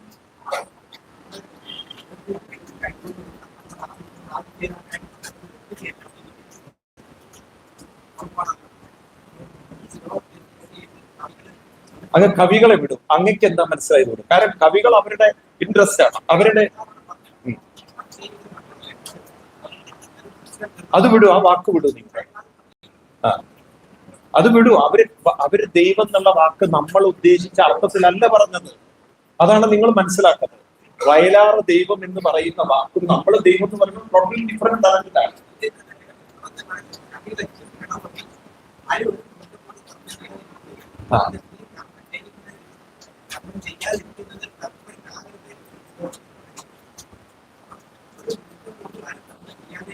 എവിടെയാണ് പ്രശ്നം വരുന്നത്? എവിടെയാണ് ഇതിൽ ബുദ്ധിമുട്ടുള്ളത്? അങ്ങക്ക് എവിടെ എനിക്ക് സംശയം വരുന്നത് എനിക്കറിയില്ല. കർമ്മം ചെയ്യണം, കർമ്മം ചെയ്തുകൊണ്ടിരിക്കണം, വെറുതെ കർമ്മം ചെയ്തുകൊണ്ടിരിക്കണം. നമ്മളും നിരന്തരം നല്ലത് നമുക്കും ഉപകാരപ്രദമാകുന്നു, മറ്റുള്ളവർക്കും. നിങ്ങൾ രാത്രി നീക്കുന്ന ചിന്തകളോടുകൂടി കർമ്മം ചെയ്യാൻ നിങ്ങളുടെ മനസ്സിന് നിങ്ങൾ പോസിറ്റീവായിട്ട് പ്രവർത്തിക്കാൻ, നിങ്ങളത് ഇൻവെസ്റ്റ് ചെയ്താലെങ്കിൽ അത് മറ്റുള്ളവർക്ക് ഷെയർ ചെയ്യാൻ പറ്റും, കൊടുക്കാൻ പറ്റും. അതൊന്നും ഇല്ലാത്ത എങ്ങനെ കൊടുക്കാൻ പറ്റും? ഇപ്പൊ സ്വാമി ഉദ്ദേശിച്ചത് നമ്മൾ പ്രഭാഷണം ചെയ്യുന്നുണ്ടെങ്കിൽ ഞാൻ എന്റെ ഉള്ളിൽ വെച്ച കാര്യങ്ങളാണ്, ഞാൻ സാധനം ഉറപ്പിച്ച കാര്യങ്ങളാണ്. ഇതുകൊണ്ടല്ലേ എനിക്ക് കൊടുക്കാൻ പറ്റും. അപ്പൊ ഞാനിത് എന്റെ ഉള്ളിൽ ഉറപ്പിക്കുന്നത് കർമ്മമല്ലേ? ആണോ? അപ്പൊ ഒരു നിമിഷം പോലും നമ്മൾ വെറുതെ ഇരിക്കുന്ന, ഇതൊക്കെ പഠിച്ചും മനസ്സിലാക്കിയും ചെയ്തും മുന്നോട്ട് പോയിക്കൊണ്ടിരുന്നാൽ ഏത് കർമ്മത്തിനും എന്തുണ്ട്? നല്ല കർമ്മഫലം. എന്തായിരിക്കും ഏറ്റവും വലിയ കർമ്മഫലം? നമ്മൾ ചെയ്യുന്ന സത്കർമ്മങ്ങളെ കൊണ്ട് മറ്റുള്ളവർക്ക് പോലും അഭ്യുന്നതി ഉണ്ടാവുക എന്നായിരിക്കണം, ശ്രേയസ് ഉണ്ടാവുക എന്നതായിരിക്കണം ഏറ്റവും വലിയ കർമ്മഫലം. എനിക്ക് എന്ത് കിട്ടി എന്നുള്ളതല്ല, എനിക്ക് എങ്ങനെ സമൂഹത്തിൽ നല്ലത് പങ്കുവെച്ച സമൂഹത്തെ പോലും ഉയർത്താൻ പറ്റും. കൃഷ്ണൻ പറയുന്ന ഒരു വാക്ക് അങ്ങനെ തലയിൽ ഉറപ്പിക്കാണ്, ലോകസംഗ്രഹമേവാപി. എന്താണ്? സംപശ്യൻ കർത്തുമർഹസി. ലോകത്തെ മുഴുവൻ സംഗ്രഹം ചെയ്യുന്ന, ലോകത്തിനുപകാരമാകുന്ന കാര്യങ്ങൾ ചെയ്യണം. പരോപകാരാർത്ഥമിതം ശരീരം. പരോപകാരായ ഫലന്തി വൃക്ഷ, പരോപകാരായ ദുഹന്തികാവ, പരോപകാരായ വഹന്തി നദ്യ, പരോപകാരാർത്ഥമിതം ശരീരം. കേട്ടിട്ടുണ്ടോ? അപ്പൊ പരോപകാരായ നദികളൊക്കെ എന്തിനാ ഒഴുകുന്നത്? പരോപകാരത്തിന്. പശുക്കൾ പാല് വരുത്തുന്നത് മുഴുവൻ അവർക്ക് വേണ്ടിയിട്ടാണോ? അല്ല. ഫലങ്ങൾ മാവിലും ചക്കയൊക്കെ ഉണ്ടാകുന്ന സീസണായില്ലേ? ആർക്ക് വേണ്ടി? അവർക്ക് വേണ്ടിയിട്ടാണോ? ഇതുപോലെ നമുക്കും ആറ്റിറ്റ്യൂഡ് വേണം. ഞാൻ ചെയ്യുന്ന കർമ്മം കൊണ്ട് എന്റെ സമൂഹത്തിനൊരു ഉന്നതി. ഇത് നമ്മൾ ചിന്തിക്കാതെ ഹിന്ദുക്കൾ അവരവരുടെ സ്വാർത്ഥത്തിൽ ജീവിക്കാൻ തുടങ്ങി. 4 ചുമരുകൾക്കുള്ളിൽ ഇരുന്ന വിഷ്ണു സഹസ്രനാമം ചൊല്ലിയാൽ മാത്രം പോലെയാണ് എന്റെ സമൂഹത്തിന് ലോക സമൂഹത്തിന് ഭാവി. ഇത് ചിന്തിക്കണം. ഇപ്പൊ ധാരാളം അമ്മമാർ മുന്നോട്ട് ഇറങ്ങുന്നത് നാരായണിയൊക്കെ നടത്തുന്നുണ്ട്. ഇവിടെ എല്ലാവരും ഒന്ന് പുറത്തിറങ്ങി മുന്നോട്ട് വരാൻ തുടങ്ങിയാൽ കേരളത്തിലെ ഹിന്ദു സമൂഹം വലിയൊരു മാറ്റത്തിന് വിധേയമാണ്. വേണം. 2 വാക്കുകൾ ഉറപ്പിക്കുകയാണ്. എക്സൈറ്റ്മെന്റ് അല്ല വേണ്ടത്, ആറ്റിറ്റ്യൂഡാണ് വേണ്ടത്. ജൻ സി അല്ല വേണ്ടത്, ജൻ എസ് ആണ്. അതിനുവേണ്ടി പ്രവർത്തിക്കാൻ തയ്യാറാണോ? തയ്യാറാണോ? എത്ര പേര് അതിനൊക്കെ വേണ്ടി പ്രവർത്തിക്കാൻ തയ്യാറാണ്? നമ്മൾ ഒന്നിച്ച് മെനക്കെടണം. അങ്ങനെ നമ്മൾ ഉത്തരവാദിത്വത്തിൽ ഇറങ്ങിക്കഴിഞ്ഞാൽ ഏത് മാറ്റങ്ങളെയും ചാലഞ്ചുകളെയും ഉൾക്കൊള്ളാൻ പറ്റുന്ന സമൂഹം ഇവിടെ രൂപപ്പെടുത്തും. ടെക്നിക്കലി എന്ത് അഡ്വാൻസ്ഡ് പുതിയ ഫീച്ചേഴ്സ് അല്ലേ? പക്ഷെ അതിനും അപ്പുറത്ത് നമ്മൾ പുതിയ ലോകങ്ങൾ കെട്ടിപ്പടുക്കാൻ കഴിയുന്നതിനായി മാറുക വേണ്ടേ? അല്ലാതെ ഞാനിതൊന്നും പഠിച്ചിട്ടില്ല, എന്നെ ആരിതൊന്നും പഠിപ്പിച്ചിട്ടില്ല, എന്റെ അച്ഛനും അമ്മ എനിക്ക് അവസരം തന്നില്ല, അപ്പോൾ ഞാൻ എന്ന് പറഞ്ഞ് കയറി ഇടുന്ന ദുരന്ത കഥാപാത്രങ്ങളായി നമ്മുടെ തലമുറകൾ പറയും മാറരുത്. മനസ്സിലായില്ലേ? ഇതാണ് നമ്മുടെ അവസ്ഥ. പിന്നെ എന്തെങ്കിലും ഒരു ചോദ്യം വേറെ നമുക്ക് നിർത്താലോ അല്ലേ? എന്തെങ്കിലും ചോദ്യം? കേൾക്കുന്നുണ്ട്. പിള്ളേരെ ഒന്ന് മിണ്ടാതിരിക്കണം. അങ്കിള് ചോദിക്കുന്നു, നിങ്ങളെ ബഹളം കൊണ്ട് കേൾക്കില്ല. അങ്കിൾ കുറച്ചുകൂടി ഒന്ന് ഫ്രണ്ടിലേക്ക് വന്നു, എന്നാ പിന്നെ എല്ലാവർക്കും കേൾക്കാം.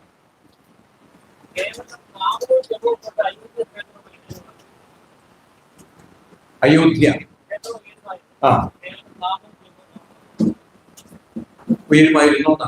ആയിരുന്നോന്നാണോ? തീർച്ചയായും. നാമജപം കൊണ്ട് ഉയരുമെന്ന് ചോദിച്ചാൽ ഉയരും. എന്താണത്? കാരണം മഹാന്മാര് വെറുതെ നാമം ജപിക്കുകയായിരുന്നില്ല. അവര് സംഘടിതരായിട്ടാണ് ജപിച്ചതാണ്. ഒരു കാര്യത്തിൽ ഒരു സംഘടിത ശക്തി ഉണ്ടെങ്കിൽ അവിടെ പലതും കെട്ടിപ്പടുക്കാൻ സാധിക്കും.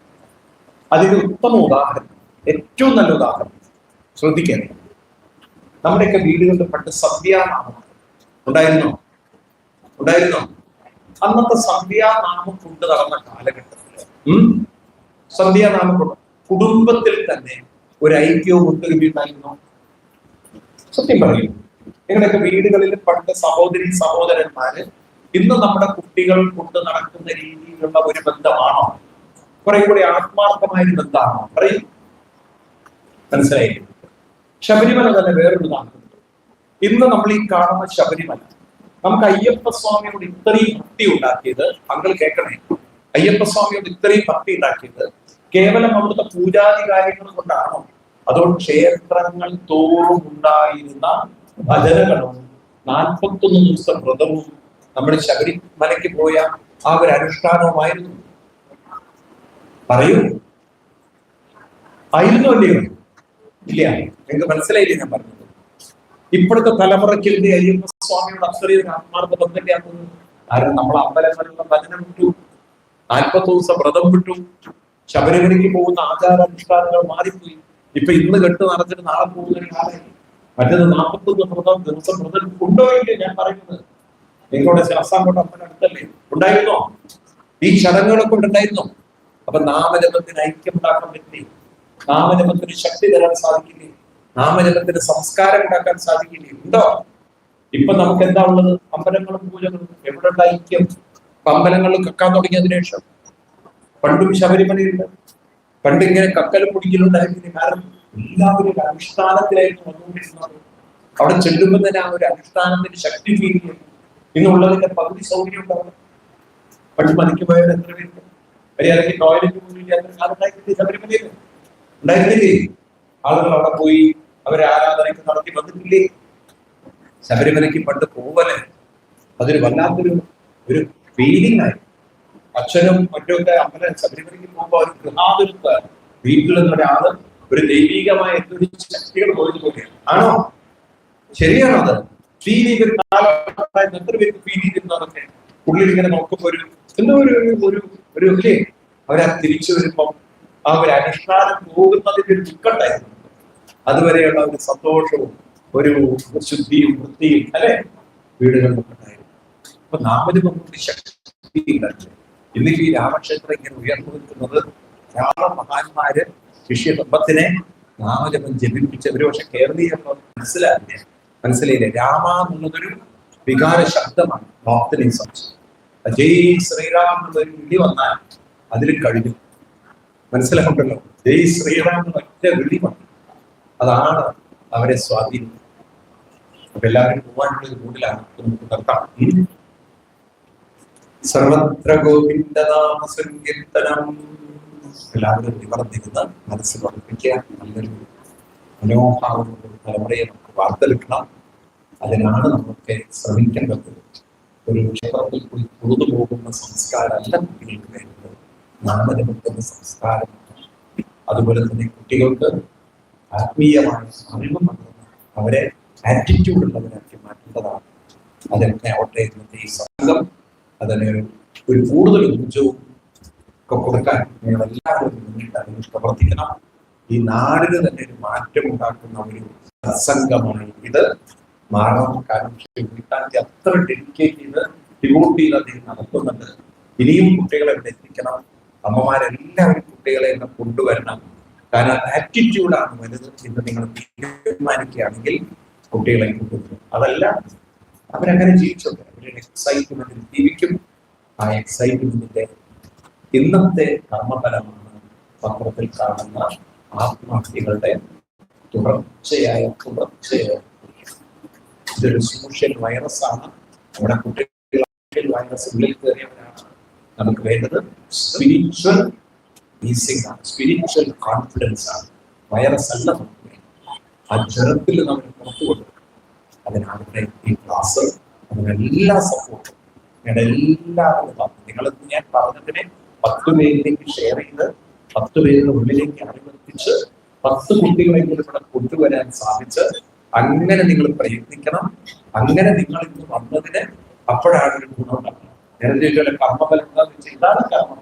ഈ ചെയ്തിരിക്കുന്ന കർമ്മത്തിന്റെ കർമ്മഫലമാണ് ഒരാളെങ്കിലും നന്നാവണം, ഒരു കുട്ടിയെങ്കിലും നന്നാവണം. അതിനിവിടെ ഒരു സംവിധാനമുണ്ട്. ആ സംവിധാനത്തിലേക്ക് അവരെ എത്തിക്കണം. കാരണം പലരും അറിയാത്തവരുണ്ട്. മനസ്സിലായില്ലേ? പലർക്കും ഇപ്പോഴും വിചാരമാണ് ഡാൻസ് ക്ലാസ്സിനും മ്യൂസിക് ക്ലാസ്സിനും പോയാൽ കുട്ടി നന്നായി. അത് മാത്രം പോരാ, ഇവിടുത്തെ രാഷ്ട്രീയ ബോധത്തിൽ കുട്ടികൾ പറയാൻ സാധിക്കട്ടെ മാത്രം പറഞ്ഞ് നിർത്തുന്നു. കായേന വാചാ മനസ്സിന്യേർന്ന സ്വഭാവം കരോമി സകലം പരസ്മൈ പൂർണ്ണമദം പൂർണ്ണമിദം പൂർണ്ണാത് പൂർണ്ണമുദച്യതേ പൂർണ്ണസ്യ പൂർണ്ണമാദായ പൂർണ്ണമേവാവശിഷ്യതേ. ശാന്തി ശാന്തി ശാന്തി.